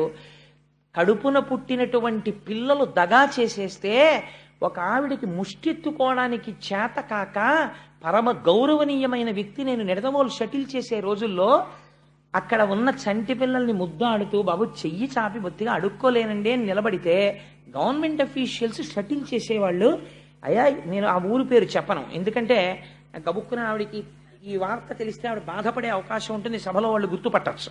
అందుకని ఆవిడ ఫలానా వ్యక్తి అండి, పిల్లలే ఆవిడ్ని మోసం చేసి రోడ్డు మీదకి గెంటేస్తే ఆవిడ బంగారం అంతా తీసేసుకుంటే పిచ్చి తల్లి ఎవరిని అడుక్కోలేక వీధుల్లోకి వెడితే గుర్తుపట్టేస్తారని రైలు ప్రయాణికుల వెంట తిరుగుతూ, ఆ రైలుల్లో కూడా ఎక్కేటప్పుడు తెలియని వాళ్ళు ఉన్నారంటే వాళ్ళ దగ్గరికి వెళ్ళి మాత్రమే ఆవిడ, బాబు ఏమైనా సాయం చెయ్యండి అని కూడా నోటితో అడగలేదండి అని షట్లర్స్ ఒకళ్ళకొకళ్ళు చెప్పుకుని ఓ రూపాయి 2 రూపాయలు ఇస్తే దాంతో టిఫిన్ తిని దాంతో జీవితం గడుపుకుంటూ ఆవిడ రైల్లో కనపడేది నాకు. ఇలా ఆలోచించండి, కాలోహి దురతిక్రమ, ఎంతంత వైభవాలు అనుభవించినటువంటి వాళ్ళు అంతంత అటువంటి నీచమైనటువంటి జీవితాలు గడుపుతున్నారు. మీకు నేను ఒక్క ఉదాహరణ చెప్తాను. ఒకసారి నేను ఆశ్రమ శ్రావణి మన ఊర్లోనే ఉంది, నేను ఆ వృద్ధాశ్రమానికి వెళ్ళాను. మా తల్లి అనురాధ గారు కూడా వచ్చారు ఆ రోజున. సంవత్సరాది నాడు అనుకుంటా. ఈ ఊర్లోనే ఉంటారు ఒక తల్లి, ఆవిడ పేరు నాకు జ్ఞాపకం లేదు, కానీ శరన్మేఘము అని పుస్తకం రాశారు. ఎంత చంటి పిల్లల్ని కాపాడినట్టు కాపాడతారు అక్కడ ఉన్న వృద్ధుల్ని. ఒక దుర్మార్గుడైన కొడుకు, నేను ఈ మాట అనడానికి ఏమీ వెనకంజ వేయట్లేదు, నేను తెలిసే ఈ మాట ప్రయోగిస్తున్నాను. తల్లిని, అమ్మా నిన్ను దేవాలయానికి తీసుకెళ్తున్నానమ్మా అని చెప్పి తీసుకొచ్చి వృద్ధాశ్రమంలో విడిచిపెట్టి వెళ్ళిపోయాడు. వెళ్ళిపోతే ఆ తల్లికి పిచ్చెక్కిపోయింది. ఆవిడ రోజు పెట్టి సర్దేసుకుని అన్నం తిని, మా అబ్బాయి వచ్చేస్తాడండి నేను వెళ్ళిపోతాను, మా అబ్బాయి వచ్చేస్తాడండి నేను వెళ్ళిపోతాను అని ఇలా చెప్తుంటారు పాపం అందరికీ, వెళ్ళిన వాళ్ళకి. ఆ తల్లి మాకు చెప్పారు, మీకు గుర్తుంది కదమ్మా, ఏంటి వాళ్ళ అబ్బాయి తీసుకొచ్చి ఇలా దింపి వెళ్ళిపోయాడండి, ఆవిడకి పిచ్చి వచ్చేసింది. ఎవరిని నమ్ముతారు ప్రపంచంలో మీరు? కాలోహి దురతిక్రమ. వాళ్ళకొచ్చిన కష్టం కన్నా మీకు వచ్చిన కష్టాలు పెద్దవా? ఒక పిసరు జ్వరం వస్తే, ఒక చిన్న ఎదురు దెబ్బ తగిలితే, కొద్ది పిసరు మోకాలు నెప్పెడితే భోరుమని ఏడ్చేసి పరమేశ్వరుడు ఇంత వైభవాన్నిచ్చి, ఇల్లిచ్చి, వాకిళ్ళిచ్చి, ఉద్యోగాలిచ్చి ఎప్పుడో చేసుకున్న పాపకర్మకి చిన్న కష్టం ఒక్కటి పెట్టినంత మాత్రం చేత దిగాలు పడిపోయి నేలన పడిపోయి గుండెలు బాధేసుకుని లేనిపోని నిరుత్సాహం తెచ్చేసుకుని ఎప్పుడూ కష్టాలే ఆలోచించుకుంటూ నేనేమిటి ఇలా ఉందండి నేనేమిటి ఇలా ఉందండి అని బతకడం నీ అంత నువ్వు పాడు చేసుకున్న జీవితమా? ఈశ్వరుడు ఇచ్చినటువంటి ఉజ్వలమైన జీవితాన్ని నువ్వు నాశనం చేసుకుంటున్నావా? ఒక్కసారి భీష్ముడి స్తోత్రం చదువు. అంతటి పాండవులకి కష్టం వచ్చింది, వాళ్ళు దిగాలు పడిపోయారా? పడిపోలేదే. పాండవులు తమ జీవితాలు పండించుకుని మోక్ష మార్గంలో వెళ్ళిపోయారు, కృష్ణుణ్ణి నమ్ముకుని వెళ్ళిపోయారు. నువ్వు ఎందుకు వెళ్ళలేవు? భీష్మస్తుతి కేవలం వినడానికి కాదు.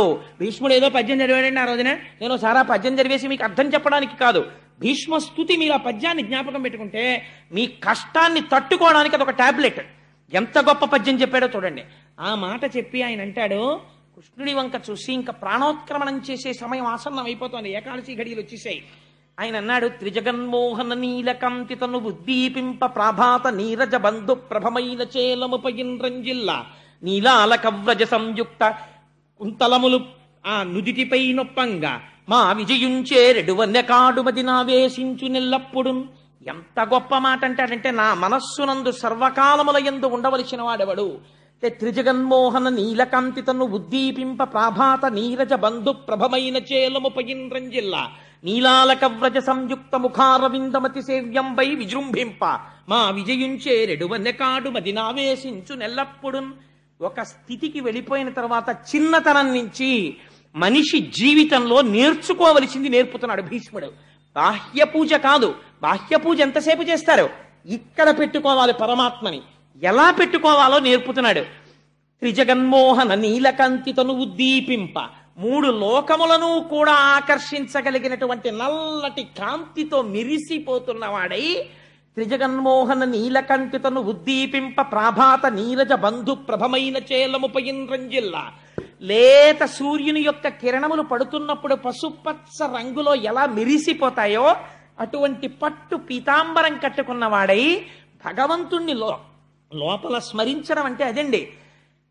ప్రభాత నీరజ బంధు ప్రభమైన చేలముపయింద్రంజిల్ల నీలాల కవ్రజ సంయుక్త ముఖారవిందమతి సేవ్యంబై విజృంభింప మా విజయుంచేరెడువన్నెకాడు. ఆ పిలవడంలో ఆప్యాయత చూడండి. మా విజయుంచేరెడువన్నెకాడు. మా విజయుడేమిటి? ధర్మమునందు నిలబడి కృష్ణుడి సారథిగా చేసుకున్నవాడు. ఎత్ర యోగేశ్వర కృష్ణో ఎత్ర పార్థో ధనుర్ధర తత్ర శ్రీ విజయోభూతి ధ్రువానీతిర్మతిర్మమ. సర్వకాలముల యందు కృష్ణుణ్ణి ఆశ్రయించి ఉన్నవాడు. అటువంటి విజయుని చేరని వన్యకాడైనటువంటి కృష్ణుడున్నాడే, ఆయన కుంతలములు ఇలా ముఖం మీద పడుతుండగా పచ్చని పట్టుపుట్టం కట్టుకుని మెరిసిపోతున్న కాంతితో నిలబడినటువంటి ఆ కృష్ణ పరమాత్మ ఉన్నారే, ఆయన సర్వకాలముల యందు మది నావేశించు నెల్లప్పుడు. ఎప్పుడు నా మనస్సులో ఆ కృష్ణ పరమాత్మ యొక్క స్వరూపము నిలబడిపోవుగాక. ఇది ఆయన చేసిన స్తోత్రం. నేను పూజామందిరంలో బాగా పూజలు చేయాలి, కోటిపత్రి పూజ చేయాలి, ఇది అడగలేదు ఆయన. ఏది కావాలో చెప్తున్నాడు. నా మనస్సునందు ఎప్పుడు కృష్ణుడు నిండి నిబిడీకృతమైపోవాలి అని ఆయన అంటారు. మహానుభావుడు ఆ అడగడంలో ఉన్న గొప్పతనం ఏమిటో తెలుసా అండి? బాహ్యంలో కాదు ఉండవలసింది. ఇక్కడ పరమాత్మని ప్రతిష్ఠ చేసుకోవాలంటే ముందుండవలసినటువంటిది భక్తి. ఆ ఎదురుగుండా ఉన్నవాడు ఎటువంటి వాడు అన్నది ఆయన గుర్తించాడు. హయరింకాముక ధూళి ధూసర పరిన్యస్తాల కోపేతమై రయజాత శ్రమతోయ బిందుయుతమై రంజిల్లు నిమ్మోముతో జయముం పార్థునకిచ్చు వెట్కనని నా శస్త్రాహుతించాలనొచ్చయు బోరించు మహానుభావు మదిలో చింతింతు నశ్రాంతమున్. అశ్రాంతమున్ ఎప్పుడు విడిచిపెట్టకుండా చింతింతూ ఆయన గురించే స్మరణ చేస్తూ నేను పొంగిపోతుంటాను. ఎలాంటి వాణ్ణి? హయరింకాముక ధూళి ధూసర పరిన్యస్తాల కోపేతమై. ఆయన కర్మ కాలిందా? ఎక్కడో పాలసముద్రంలో ఆదిశేషుడి మీద ఇలా చెయ్యి అలవోకగా పెట్టుకుని పడుకుంటే హాయిగా రెండు పాదములను జాపి పడుకున్నటువంటి స్వామి యొక్క పాదార విందములను చూసి లక్ష్మీ మహీతదనురూప నిజానుభావ నీడాది దివ్య మహిషీకర పల్లవానాం ఆరుణ్య సంక్రమణ తక్కిల సాంద్ర రాగౌ శ్రీ వెంకటేశ చరణౌ శరణం ప్రపద్యే. ఆ లక్ష్మీదేవి ఒత్తుతున్నటువంటి పాదముల చేత శోభిస్తున్నటువంటి పరమాత్మ ఎక్కడో దివ్యమంగళ విగ్రహుడై ఉండవలసినటువంటి వాడు రాశీభూతమై అలా యోగులకు దర్శనమిచ్చేటటువంటి స్వరూపమున్నవాడు, అంతటా నిండి నిబిడీకృతమై జ్ఞాననేత్రము చేత మాత్రమే తెలియబడేటటువంటి వాడు ఇవాళ ఎటువంటి స్థితికి వచ్చాడు? తనని నమ్ముకున్న వాణ్ణి రక్షించడం కోసమని హయరింకాముఖ ధూళి ధూసర పరిణ్యస్తాల కోపేతమై ఆయన గుర్రాల్ని నడుపుతుంటే, ఏం గుర్రాల్ని నడపడం అంటే మాట్లాడే, అర్జునుడి రథానికి కట్టినటువంటి గుర్రాల యొక్క కళ్ళాలన్నింటినీ కలిపి ఎడం చేత్తో పట్టుకోవాలి. పట్టుకుని ఎవరు ప్రతిద్వందో అటువైపుకి నడపడానికి వీలుగా తీసుకెడుతుండాలి. ఒక పక్క చేతులు తెగిపోతుంటాయి, కాళ్ళు తెగిపోతుంటాయి, భయంకరమైన యుద్ధం జరుగుతుంటుంది. ముందు సారథిని కొడతారు పైగాను. ఒక చేత్తో ఆ వేత్రదండం పట్టుకోవాలి, ఆ గుర్రాల్ని అదల్చడానికి హై హై అంటుండాలి. అవి పట్టుకుని నడుపుతుంటే ఆ ముందు వెళ్ళిపోతున్నటువంటి రథాల వల్ల, ఆ జోరు వల్ల, పెద్ద పెద్ద ఘీంకారాలు చేస్తూ పడిపోతున్న ఏనుగుల వల్ల, సకిలిస్తున్న గుర్రాల వల్ల యుద్ధభూమిలో పైకి బోలెడంత మట్టి రేగుతుంది. ఆ రేగిన మట్టి అంతా స్వామి ఒంటి మీద పడిపోయింది. ఇంత మట్టి పడిపోయి యుద్ధభూమిలో గుర్రాల యొక్క కళ్ళాలు పట్టుకుని, చేతిలో ఆ వేత్రదండం పట్టుకుని గుర్రాల్ని తోలుతూ సూర్యోదయానికి నించున్నవాడు సూర్యాస్తమయం వరకు అర్జునుడికి సారథ్యం చేశాడయా. తనని నమ్ముకున్న వాడి కోసం ఎంతకి జారిపోయాడు నా తండ్రి. హయరింకాముఖ ధూళి ధూసర పరిణ్యస్తాల కోపేతమై రయజాత శ్రమతోయ బిందుయుతమై. అసలు అలసట అంటే ఏమిటో తెలియదు మా స్వామికి. ఎందుకని ఎప్పుడు అంతగా ఆరాధింపబడుతూ హాయిగా ఉండేటటువంటి స్వామి యుద్ధం చేసి చేసి రథాన్ని అటు తిప్పి ఇటు తిప్పి కాసేపటికి అర్జునుడు అంటాడు, భీష్ముడి వైపుకు పోని అంటాడు. అంటే భీష్ముడి వైపుకి తీసుకెళ్ళాలి. ఎవరు వస్తారు, వచ్చి అయ్యా అక్కడ ద్రోణుడు చాలా మందిని చంపేస్తున్నాడు అర్జున మీరు రావాలంటాడు. ద్రోణుడి వైపుకు పోని అంటాడు. మళ్ళీ గబగబా ద్రోణుడి వైపుకి తీసుకెళ్ళాలి. తన యొక్క శాసనము చేత, తన కంటి చూపు చేత లోకములనన్నింటినీ పాలించగలిగినటువంటి శక్తి కలవాడు ఇవాళ తన వెనకనున్నవాడు అక్కడికి రథం పోని ఇక్కడికి రథం పోని అంటే అలాగే బాబాయ్ అని రథం తోలుతున్నాడు. ఏమి ఆశ్చర్యం రా మహానుభావుడిది. అలసట తెలియనటువంటి వాడికి చెమట పట్టింది. నుదురంతా చెమట పడితే తుడుచుకోవడానికి టైం లేదు. ఎందుకని? ఎడం చేత్తో పగ్గాలున్నాయి, కుడి చేత్తో వేత్రదండం ఉంది. ఏది కింద పెట్టి ఉత్తరీయం తీసి ఇలా ఇలా తుడుచుకున్నా ఈ లోపల ఏం ప్రమాదం వస్తుందో, గభాలను ఎవరు బాణం వేసేస్తారో. అందుకని ఇలా కారిపోతున్న చెమటలు కూడా తుడుచుకోకుండా రయజాత శ్రమతోయ బిందుయుతమై రంజిల్లు నెమ్మోముతో. మామూలుగా అందరూ చూశారండి కృష్ణ పరమాత్మ ముఖాన్ని.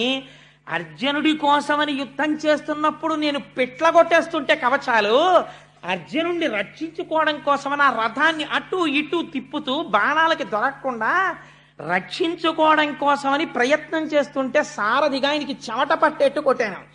చెమటతో కూడిన కృష్ణుడి యొక్క ముఖాన్ని నేను చూశాను. రయజాత శ్రమతోయ బిందుయుతమై రంజిల్లు నెమ్మోముతో జయము పార్థునకిచ్చు వెట్కనని నా శస్త్రాహుతిని చాలా నొచ్చియు.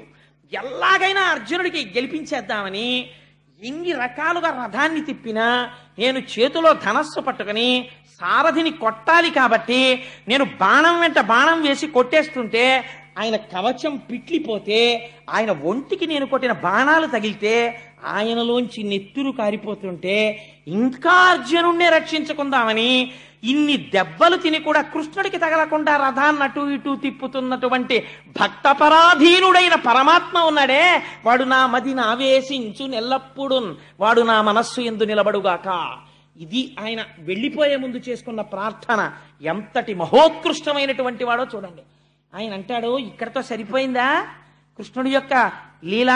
కుప్పించి ఎగసిన కుండలంబుల కాంతి గగన భాగం బెల్ల కప్పి కొనగా ఉరికిన నోర్వక ఉదరంబులోనున్న జగముల వ్రేగున జగతి కదుల చక్రంబు చేబట్టి చనుదించురయమున పైనున్న పచ్చని పటముజార నమ్మితి నాలా ఉనగుబాటు చేయకు మన్నింపు మని క్రీడి మరల దిగువ కరికి లంఘించు సింహంబు కరణి మెరసి నేడు భీష్ముని చంపుదు నిన్ను కాతు విడువు మర్జున ఎటంచు మద్ది శిఖవృష్టి తెరలి చనుదెంచు దేవుండు దిక్కు నాకు. యుద్ధభూమిలో అంపశయ్య మీద పడిపోయి బాణముల తలగడా మీద తల పెట్టుకుని ఒంట్లోంచి రక్తం అంతా కారిపోయిన తర్వాత కృష్ణ పరమాత్మని ఆపాదమస్తకం చూస్తూ చెప్తున్నాడు, నువ్వు ఎంత భక్తపరాధీనుడవో నాకు తెలుసు. యుద్ధభూమిలోకి నువ్వు అర్జునుడికి సారథ్యం చెయ్యడానికి వచ్చే ముందు ప్రతిజ్ఞ చేశావు, అస్త్రము పట్టను అన్నావు. నేను ప్రతిజ్ఞ చేశాను, నీతో పట్టిస్తాను అన్నాను. నువ్వెలా పడతావో నాకు తెలుసు. నేనేం చేశానో తెలుసా? 10వ రోజు యుద్ధంలో అర్జునుడి మీద బాణ పరంపర కురిపించి కొట్టేశాను అర్జునుడిని. కొట్టేస్తే నువ్వు తప్పించగలిగినంతసేపు తప్పించి వెనక్కి తిరిగి చూసావు. అసలు అర్జునుడు ఏమైనా యుద్ధం చేస్తున్నాడా అని అనుమానం వచ్చింది. వెనక్కి తిరిగి చూస్తే పూచిన మోదుగు చెట్టులా రక్తం కారిపోతోంది బాణాలతోటి. అంతే. ఎందుకు వచ్చింది నీకు కోపం? నిన్ను నమ్ముకున్న వాణ్ణి నేను కొట్టానని కోపం వచ్చేసింది. ఆ కోపంలో నీ ఒడలు నీవు మరిచిపోయావు పరమాత్మ. అంత భక్త పరాధీనుడివయ్యా నువ్వు. ఆ రోజున ఏం చేశావు? కుప్పించి ఎగసిన కుండలం పులకాంతి గగన భాగం బెల్ల కప్పికొన్నగా లైవ్ టెలికాస్ట్ ఇచ్చేస్తున్నాడు మహానుభావుడు.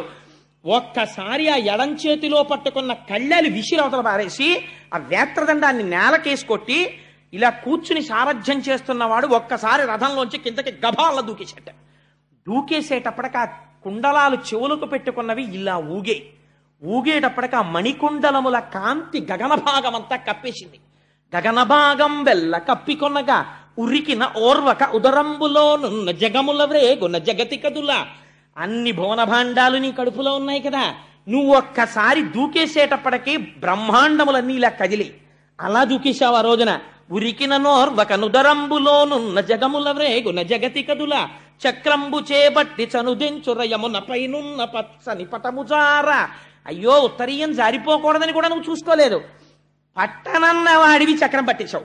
పట్టేసి గబ గబ గబ నడిచొచ్చేస్తుంటే నా మీదకి ఎదురుగుండా నేను ధనస్సు పట్టుకుని యుద్ధం చేస్తుంటే ఇలా పట్టుకుని ఇలా కళ్ళు తెరుచుకుని ఇలా వచ్చేస్తుంటే నువ్వు వేసుకున్న ఉత్తరీయం జారి కింద పడిపోయింది. కనీసం ఇలా ఉత్తరీయం తీసి వేసుకోలేదు. అంత కోపంతో వచ్చేసావు ఆ రోజున నా మీదకి. అప్పుడు నమ్మి తినాలా ఉనగుబాటు చేయకు మన్నింపుమని క్రీడి మరల దిగువ. బావా బావా బావా బావా అని ధనస్సు పక్కన పారేసి అర్జునుడు దూకేశాడు. దూకేసి పరిగెత్తుకుంటూ వచ్చి నీ కాళ్ళు అట్టుకుని బావా బావా అలా చక్రం పట్టేయకు బావా, నీ భావనైనటువంటి నేను అర్జునుడు చేతకాని వాడైపోతే భీష్ముడితో యుద్ధం చెయ్యలేకపోతే కృష్ణ పరమాత్మ చక్రం పట్టుకుని భీష్ముడిని చంపితే మొనగాడై కురుక్షేత్రంలో యుద్ధం చేశాడని రేపు లోకులు నన్ను దెప్పి పడుస్తారు. బావా వదిలేకు బావా చక్రాన్ని, నువ్వు పట్టుకోకు బావా అని అర్జునుడు నీ వెంట పడ్డాడు ఆ రోజున. చక్రంబు చేబట్టి చనుదించురయమున పైనున్న పచ్చని పటముజార. నమ్మి తినాలా ఉనగుబాటు చేయకు మన్నింపుమని క్రీడి మరల తిగువ. కరికి లంఘించు సింహంబు కరణి మెరసి నేడు భీష్ముని చంపుతు నిన్ను కాతు.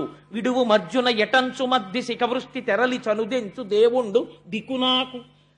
సింహం ఏనుగుని చంపేటప్పుడు శాతన కగ్రఖండితల సన్మజ కుంజర కుంభముక్త ముక్తాతత శైల అంటారు తిక్కన గారు. అలా ఒక్కసారి ఎగిరి సన్నటి నడువుతో దూకి ఆ ఏనుగు యొక్క కుంభస్థలం మీద కూర్చుని పంజాతో కొట్టి చీల్చేసి ముత్యాల్ని పైకి తీసినట్టు ఆనాడు ఏనుగు మీద దూకుతున్న సింహం అన్నట్టుగా నువ్వు చక్రం పట్టుకుని గబ గబ వెళ్ళిపోతూ అర్జునుడు ఎదురొచ్చి కాళ్ళ మీద పడిపోతే ఊరుకో అర్జున పక్కకిలే చంపేస్తాను వాడి భీష్ముడిని ఏమనుకుంటున్నాడో, నీ మీద బాణాలేస్తాడా, నిన్ను కాపాడతాను భీష్ముడిని చంపేస్తాను, నేను ఎవరో తెలిసిపోయినా సరే ప్రపంచానికి చక్రం పట్టుకుని చంపవతల పారేయాల్సిందే ఇవాళ ఏమనుకుంటున్నాడు, నేను నీ రథం మీద నిలబడి ఉండగా నిన్ను కొట్టడమా అని బయటపడిపోయాడా ఆ రోజున. భక్తులకు ఎంత పరాధీనుడో అలా మాట్లాడచ్చా, అందరికీ తెలిసిపోదు అర్జునుడి పక్షం కృష్ణుడని. అప్పుడేమో బావా ఎప్పుడు వచ్చి తీవు మునుముందుగా అర్జును నేను చూచి తిన్ అని అంత టకరదనం ప్రదర్శించాడు. ఎంతో నైపుణ్యంతో సమానంగా ఇచ్చినట్టు చెప్పాడు. ఇప్పుడు బయటపడిపోట్లా ఎవరి పక్షమో అని కూడా చూసుకోకుండా నేడు భీష్ముని చంపుతు నిన్ను కాతు విడువు మర్జున ఎటంచు మద్ది శిఖవృష్టి తెరలి చనుదెంచు దేవుండు దిక్కు నాకు. ఆ భక్త పరాధీనుడై ఆ రోజున అన్ని మరిచిపోయి అర్జునుడిని రక్షించడానికి తన ప్రతిజ్ఞ భంగం చేసేసి చక్రం పట్టుకుని దూకేసి నా మీదకొచ్చేటట్టు చేసిన ఘనత నాదే. అలాంటి కృష్ణుడిని నేను చూశాను రథంలో కూర్చుని యుద్ధం చేస్తూ. ఆ మూర్తి నా కళ్ళల్లో ఉండిపోయింది. మనకి ఉండిపోగలదు ఆ పద్యం నేర్చుకుంటే శిశపద్యం. అలాంటి కృష్ణుడు ఉన్నాడే భక్త పరాధీనుడై యుద్ధ భూమిలో నడిచొచ్చేసిన నా స్వామి. ఇది ఎవరు గీయగలరండి? ఏ చిత్రకారుడు గీయగలడండి? నిజంగా అలాంటి పటాన్ని గీసినవాడు ఉంటే అది ఎన్ని ఇళ్లల్లో పెట్టుకోవలసినటువంటి పటం అండి నిజంగా. అలాంటి పరమాత్మ అటువంటి దేవుడున్నాడే కృష్ణుడు అనలేదు. పొద్దున స్వామి అన్నారే సమస్త ఇంద్రియములకు శక్తి ఇచ్చి అంతటా వ్యాపించిన వాడు ఒక ఆకారమును తీసుకుంటే వాడే వాడని నేను గుర్తుపట్టాను. భక్తుల కోసం అంత జారిపోయినవాడు, అంతకి దిగిపోయినవాడు, ఆయన్ని నమ్ముకున్న నన్ను మాత్రం రక్షించడా? నాకెవరు దిక్కు? ఈ అంపశయ్య మీద పడిపోయి ఉండగా వాడే నాకు దిక్కు. అట్టి దేవుండు దిక్కు నాకు అని ఆయన అంటాడు.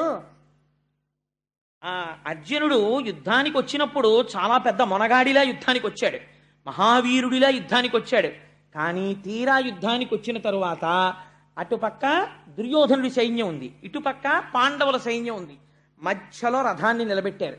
తీరా నిలబెట్టిన తరువాత తనవారి చంపజాలక వెనుకకు పో నిచ్చు విజయుని శంకన్ ఘనయోగ విద్యబాపిన మునివంజుని పాద భక్తి యొనయును నాకున్. ఆ రోజున ఇంతార్జునుడు వాళ్ళందరినీ చూసి, అయ్యో బావా, అందులో మా బావలు ఉన్నారు, పెదతండ్రులు ఉన్నారు, పినతండ్రులు ఉన్నారు, తాతలు ఉన్నారు, గురువులు ఉన్నారు, వీళ్ళందరినీ చంపేసి ఈ నిత్తుటికుడు నాకెందుకు, నేను యుద్ధం చేయనని ఇంత బేలైపోయి ఇంత గాంధీవం చేతిలో ఉన్నవాడు జావకారిపోతుంటే ఎవ్వరికీ వినపడనటువంటి రీతిలో భగవద్గీతని బోధ చేసి మళ్ళీ అర్జునుడు చిట్ట చివరికి వెళ్ళేటప్పటికి నష్టోమోహ స్మృతిర్లప్త, నా అజ్ఞానం పోయింది, కృష్ణ పరమాత్మ నీ అనుగ్రహం చేత నాకు స్మృతి కలిగింది, ఏది తెలుసుకోవాలో దాన్ని నేను తెలుసుకున్నాను అని యుద్ధం చేసేటట్టుగా తనవారి చంపజాలక వెనుకకపో నిత్యు విజయుని శంకన్ ఘనయోగ విద్యపాపిన మునివంజుని పాద భక్తియునయును నాకున్. అటువంటి మహాపురుషుడున్నాడే, అజ్ఞానమును బోధించినటువంటి భగవద్గీతా శాస్త్రం, సమస్త ఉపనిషత్తుల యొక్క సారాంశమైనటువంటి ఆ భగవద్గీత ప్రబోధం చేసినటువంటి కృష్ణ పరమాత్మ యొక్క పాదారవిందములయందు సర్వకాలములయందు నాకు భక్తి కలుగుగాక అని ప్రార్థన చేసి ఆయన అంటాడు, తనకున్భృత్యుడు వినికాచుట మహాధర్మంబు ఉమ్మంచు అర్జున సారథ్యము పూని పగ్గముల సజ్జోగంబునన్ పట్టుచున్ ములికోలన్ వడిపూని ఘోటకములన్ మోదించి తాడించుచున్ జనులన్ మోహమునందచేయు మహాపురుషున్ సేవించదన్ అంటాడు. ఎంత చిత్రమైన పద్యమో చూడండి. అక్కడికి వెళ్ళినప్పుడు ఎంత చిత్రం జరిగిందంటేట, కురుక్షేత్ర యుద్ధంలో ఆ రథాన్ని పట్టుకుని నిలబడ్డాడు. తీరా నిలబడిన తరువాత దేనికి ఒప్పుకున్నాడు? ప్రపంచంలో 2 పదవులు చేయడానికి ఎవ్వరూ ఒప్పుకోరు. అంటే అవి కొంచెం దిగువ స్థాయిలో ఉండేటటువంటి పదవులు అని భావిస్తారు. కానీ వాటికి ఉండే గౌరవం వాటికి ఉంది. ఒకటి, ఎవ్వరూ కూడా తక్కువ పోస్టుగా భావించేది మెసెంజర్. మెసెంజర్ అంటే ఒక చోటు నుంచి ఫైల్ని ఇంకో చోటికి, లేకపోతే ఒక వార్తని ఒక చోటు నుంచి ఇంకో చోటికి పట్టుకెళ్లేవాడిని మెసెంజర్ అని పిలుస్తాం. కాబట్టి ఆ ఉద్యోగం ఎవరు ఒప్పుకోరు. రెండోది డ్రైవర్. దానికి వేళ ఉండదు, పాలుండదు. ఆఫీసర్ గారికి ఎప్పుడు పని తగిలితే అప్పుడే అంతసేపు తిప్పవలసిందే. ఇవాళ సాయంకాలం కొంచెం ఇంటికి వచ్చేస్తారా అండి, శ్రావణ శుక్రవారం అని భార్య ఉందనుకోండి, నా చేతిలో ఏముంది, ఆయన ఎక్కడికి వెళ్తాడో ఇన్స్పెక్షన్కి అంటాడు. పాపం డ్రైవర్ గారి చేతిలో ఏముంటుంది? అందుకని 2 పోస్టులు చాలా క్లేశంతో కూడుకున్నవి. ఈ 2 చేయడానికి అంత తొందరగా ఒప్పుకోరు. కానీ ఈ 2 చేసి ఈ రెండింటినీ కూడా తనకి బిరుదులుగా పెట్టుకున్నాడు స్వామి. ఏమిటవి? ఒకటి పార్థ సారథి, నేను గుర్రాలు నడిపానయా అని పోస్టు పెట్టుకున్నాడు. రెండవది పాండవ దూత, నేను వాళ్ళకి రాయబారిగా వెళ్ళాను అని చెప్పి ఒక పెద్ద బిరుదు ఒకటి తగిలించుకున్నాడు. అటువంటి పరమాత్మ ఈ 2 పదవులు చెయ్యడంలో ఎలా చేశాడో చెప్తున్నారు ఈ పద్యంలో భీష్మాచార్యుల వారు. ఆ మధ్యలో రథాన్ని నిలబెట్టి ఆ చేతిలో పగ్గాలు పట్టుకుని మునికోలన్ వడిబూని ఘోటకములన్ మోదించి తాడించుచున్. ఆ రథాన్ని నడపడానికి ఒక గమ్మత్తు ఉంటుందండి. మామూలుగా బస్సు నడపడం వేరు. బాగా చీకటి వేళ ఒక రాత్రి 9 గంటలకో 10 గంటలకో బయలుదేరిన బస్సు మరునాడు తెల్లవారకట్ట డెస్టినేషన్కి చేరేటట్టుగా వెళ్లే బస్సులు ఉంటాయి, ఎక్స్ప్రెస్ బస్సులు, లగ్జరీ బస్సెస్ను. అలాంటి బస్సుని నడిపేటటువంటి డ్రైవర్కు ఉండవలసిన సమర్థత వేరు. ఎందుకో తెలుసా అండి, నేను ఒకసారి అనుభవించాను నా జీవితంలో. ఒకసారి తెల్లవారుజామున 3 గంటల వేళ విశాఖపట్నం పెడుతుంటే ఆ బస్సు డ్రైవర్కి మంచి వేసవికాలం, పాపం ఆయన కూడా మనుష్యుడే కదా, కునుకొచ్చేసి కళ్ళు మూతలు పడిపోయి స్టీరింగ్ అలాగే పట్టుకుని ఉండిపోతుంటే ఆ బస్సు మెల్లగా రోడ్డు సైడ్కి వెళ్ళిపోయిన తర్వాత ఇటుపక్క కూర్చున్న ఆయన అరిచాడు, ఓయ్ బస్సు వెళ్ళిపోతాను. అతను కంగారు పడిపోయాడు. 70 కిలోమీటర్ల వేగంతో వెళ్ళిపోతున్న బస్సు రోడ్డు కిందకి దిగిపోయి ఒక పెద్ద మామిడి చెట్టు, ఇంత మాను లేకపోతే ఒక పెద్ద చెరువులోకి వెళ్ళిపోయి, ఆ రోజే వెళ్ళిపోవాలి మేమందరం, ఆ మానుకి గుద్దుకుని బస్సు ఆగిపోయింది. విచిత్రం ఏమిటో తెలుసా అండి, ఈశ్వరుడి రక్షణ ఎలా ఉంటుంది అన్నదానికి చెప్తాను మీకు. అప్పటిదాకా ఇలా కూర్చున్నాను నేను బస్సులో. నాకు ఈ ఈశ్వరుడు బాగా పొడుగైన కాళ్ళు ఇచ్చాడు కొంగకిచ్చినట్టు. అందుకని నాకు బస్సు ఎక్కితే కాళ్ళతో పెద్ద సమస్య. ఇవి వాటి మధ్యలో ఇరకవు, మోకాళ్ళు నొప్పి. అందుకని ఏం చెయ్యాలో అర్థం కాక రాత్రి కదా అందరూనేమో హాయిగా పొట్టికాళ్ళ వాళ్ళు పడుకుంటారు ఇలా కాళ్ళు ముందెట్టుకుని. నాకు ఆ ప్రాప్తం లేదు. ఏం చెయ్యాలో అర్థం కాక ఈ రెండు కాళ్ళు పైకెత్తి మోకాళ్ళు ఎదుటి కుర్చీకి దాపెట్టుకుని ఇలా వెనక్కి పడుకున్నాను. పడుకోవడంలో 70 కిలోమీటర్ల వేగంలో వెళ్ళిపోతున్న బస్సు మామిడి చెట్టుని ఢీ కొడితే నేను ఒక్కడిని మాత్రం ఈ మోకాళ్ళు అడ్డుండడంలో ఇలా ముందుకొచ్చి వెనక్కి వెళ్ళిపోయాను. మిగిలిన వాళ్ళు అందరూ స్పృహ తప్పిపోయారు, నా భార్యతో సహా అందరూ స్పృహ. నేను ఒక్కడినే ఆ రోజు బస్సులో తెలుగులో ఉన్నవాడిని. ఎంత భయంకరమైన పరిస్థితితో చూడండి. పెద్ద చప్పుడుతో బస్సు ఆగిపోయింది. నాకు ఒక రకమైన వెర్రిలో వచ్చేసింది. లేచి చూసేటప్పటికి ఎక్కడ చూసిన రక్తమే బస్సు నిండా. అందరూ పడిపోయినారు, ఎవ్వరు లేరు. నేను ఒక్కడనే నిలబడి ఉన్నాను బస్సులో. ఏమైంది అని అరిస్తే ఒక్కొక్కళ్ళకి తెలివి వచ్చింది. దిగితే నాతో పాటు మా మేనల్లుడు వస్తున్నాడు. వాడికి కాలు విరిగిపోయింది ఆ బస్సు కొట్టేసుకుని. ఇలాగా దెబ్బలు తగిలి స్పృహ తప్పిపోయారు. చెట్ల కింద పడుకోబెట్టారు. సరే వైజాగ్లో పెట్రోలింగ్ వ్యాన్స్ వచ్చి తీసుకెళ్ళాయి. మా మేనల్లుడికి కట్టించడానికి నేను వైజాగ్ హాస్పిటల్కి వెళ్ళేటప్పటికి పరిస్థితి ఏమిటో తెలుసా అండి? చాలా మందికి ఇక్కడ పళ్ళు ఇక్కడికి వచ్చాయి. ఇలా కొట్టుకోవడంలో ముందు కుర్చీలకి ఈ పళ్ళు వెళ్ళి ఇలా కొట్టుకోవడంలో ఈ పళ్ళు ఒక్కసారి దెబ్బ కొట్టి ఇక్కడ పళ్ళన్నీ ఇక్కడికి వచ్చేసాయి. ఇలాగా వాళ్ళందరికీ ఒకే ఆపరేషన్. ఇక్కడ వరకు కోసేసి ఆ పళ్ళు పీకుతున్నారు. ఆ రోజు రక్షించిన వాడు ఎవరండి? పరమాత్మ. డ్రైవర్ అంటే అంత సామాన్యం కాదు. ఒక రాత్రి అయ్యేటప్పటికీ మనం హాయిగా టిఫినో భోజనమో చేసేసి బస్సు ఎక్కేసి అంతే కునికేయడం మొదలెడతాం. కొనకని వాడు అందులో ఆయన ఒక్కడే ఉంటాడు. ఆయన కూడా దిక్కుమాలి వీళ్ళందరూ హాయిగా పడుకున్నారని ఆయన కూడా కొంచెం ఇలా కునికాడు అనుకోండి, అయిపోయామే. అంతవరకు ఎందుకంటే ఒక బ్రేక్ కొట్టాడు అనుకోండి, ఎంతమందికి ఫ్రాక్చర్లు అయిపోతాయో. రాత్రి 10 గంటల నుంచి తెల్లవారుజామున 6 అయినా 7 అయినా 10 అయినా నిద్రపోతుంటాడు ఒక్కొక్కడు. వాడికి దెబ్బ తగలకుండా బ్రేక్ వేయకుండా అంత జాగ్రత్తగా కొంచెం ఎక్కువసేపు హారం కొడితే ఏంటా బాబా హారం తినేస్తున్నావు అంటారు. కొంచెం పాటలు ఎట్టుకున్నాడు అనుకోండి, ఆ పాటలు ఏమిటాయా అంటారు. అలా జాగ్రత్తగా ఆ బస్సు మీదే దృష్టి పెట్టుకుని నడపాలి. రథం లోపల ఉన్న వాళ్ళ క్షేమం అంతా ఎవరి మీద ఉంటుందో తెలుసా అండి? రథం నడిపేవాడి మీద ఆధారపడి ఉంటుంది. వాడికి కనురెప్ప పడింది అనుకోండి, ఇందులో ఉన్న వాళ్ళు ఎంతంత గొప్పవాళ్ళైనా సరే పార్థివ శరీరాలు మాత్రమే మిగులుతాయి మర్నాటికి. అలా అంత జాగ్రత్తగా నడపాలి. అందుకే పోతన గారు ఎటువంటి అనువాదం అండి. తనకు భృత్యుడు, అయ్యయ్యో వీడు నా భృత్యుడు, నా సేవకుడు, నన్ను నమ్ముకున్నాడు. ఆయనేమో చూసిన వాళ్ళు ఏమనుకుంటారు? అర్జునుడు చాలా గొప్పవాడు, రథి, సారథి తక్కువ వాడు అనుకుంటున్నాడు. వ్యాసుడు అసలు నిజం చెప్పేస్తున్నాడు. లోపల వాణ్ణి రక్షించడానికి ఈయన పదవిలోకి వచ్చాడు. తనకు భృత్యుడు వీనికాచుట మహాధర్మంబు, వీడిని రక్షించాలి, అందుకుని నేను సారథిగా ఉండాలి. లేకపోతే వీడు ఎవరి మీద గడిపోతాడో ప్రమాదం. అందుకని వీడిని రక్షించుకోవడానికి నేను ఉండాలి సారథిగా. వీనికాచుట మహాధర్మంబు ఒమ్మంచు అర్జున సారథ్యము పూని. ఎంత దారుణమైన పదం అండి. అర్జునుడి యొక్క సారథ్యం పూని ఆ రథాన్ని నడపడంలో ఉంది చాకచక్యం అంతా. కర్ణుడు వేసిన బాణానికి అర్జునుడి రథం ఎప్పుడో ఎగిరిపోయేది. పరమాత్మ భూమిలోకి కుంగిపోయేటట్టు చేశారు కాబట్టి దక్కింది రథం. తనకుంభృత్యుడు వీనికాచుట మహాధర్మంబు ఒమ్మంచు అర్జున సారథ్యము పూని పగ్గముల సజ్జోగంబునన్ పట్టుచున్ మునికోలన్ వడిబూని ఘోటకములన్ మోదించి తాడించుచున్.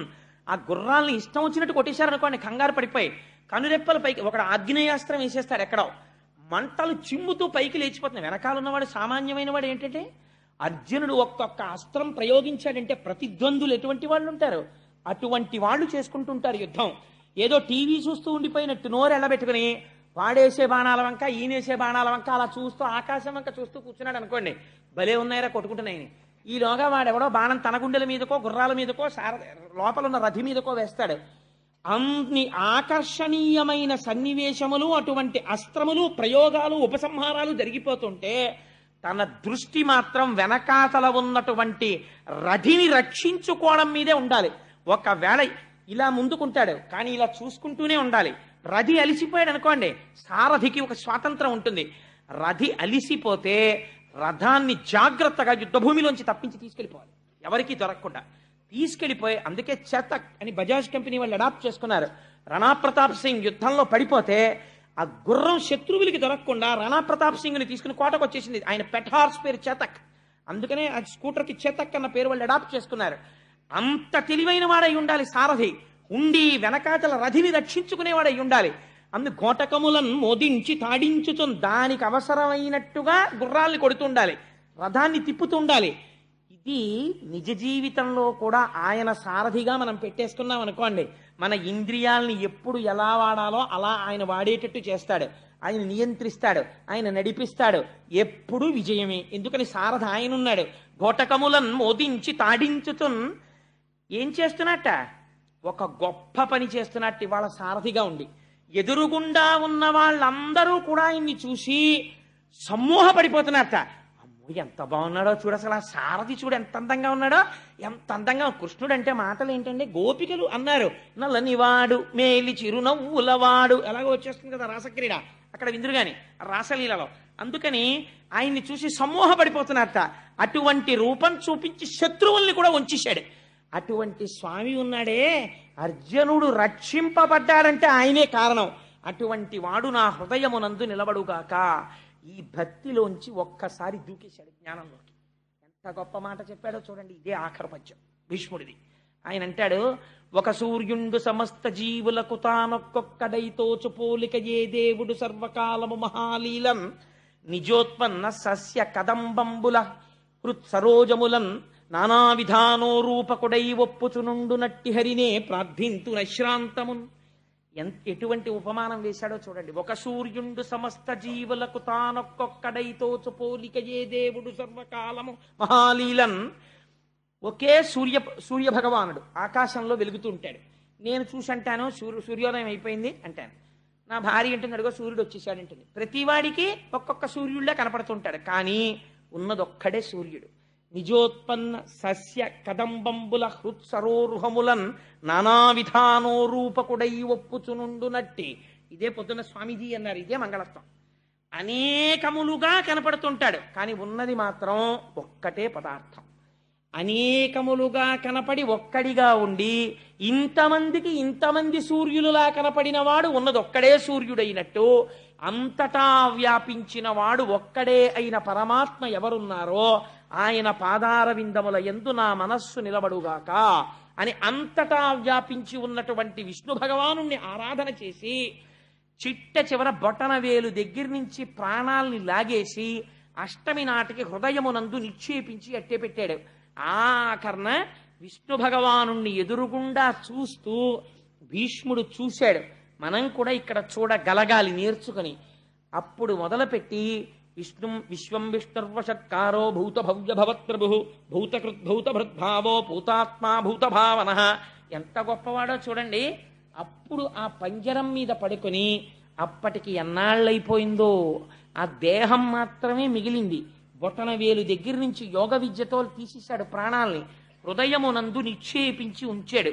ఆఖరణ కృష్ణ పరమాత్మని ఆపాదమస్తకం చూస్తూ విష్ణు సహస్రనామ స్తోత్రం చెప్పి ఆఖరణ వనమాలి గదీశాంగీ శంఖీ చక్రీ చనందకి శ్రీమాన్ నారాయణో విష్ణుర్వాసుదేవోభిరక్షతు, నన్న వాసుదేవుడు రక్షించుగాక అని ఆఖరణ స్వామినే తలుచుకుంటూ హృదయములో ఉన్నటువంటి తేజస్సు ఒక్కసారి పరబ్రహ్మమునందు కలిసిపోయింది.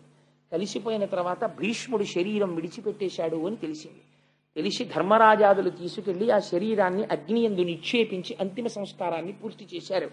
అటువంటి భీష్మాచార్యుల వారికి ఒక్కరికి మాత్రమే మనుష్యలోకమునందు ఒక మర్యాద ఉంది. ఏమిటో తెలుసా అండి?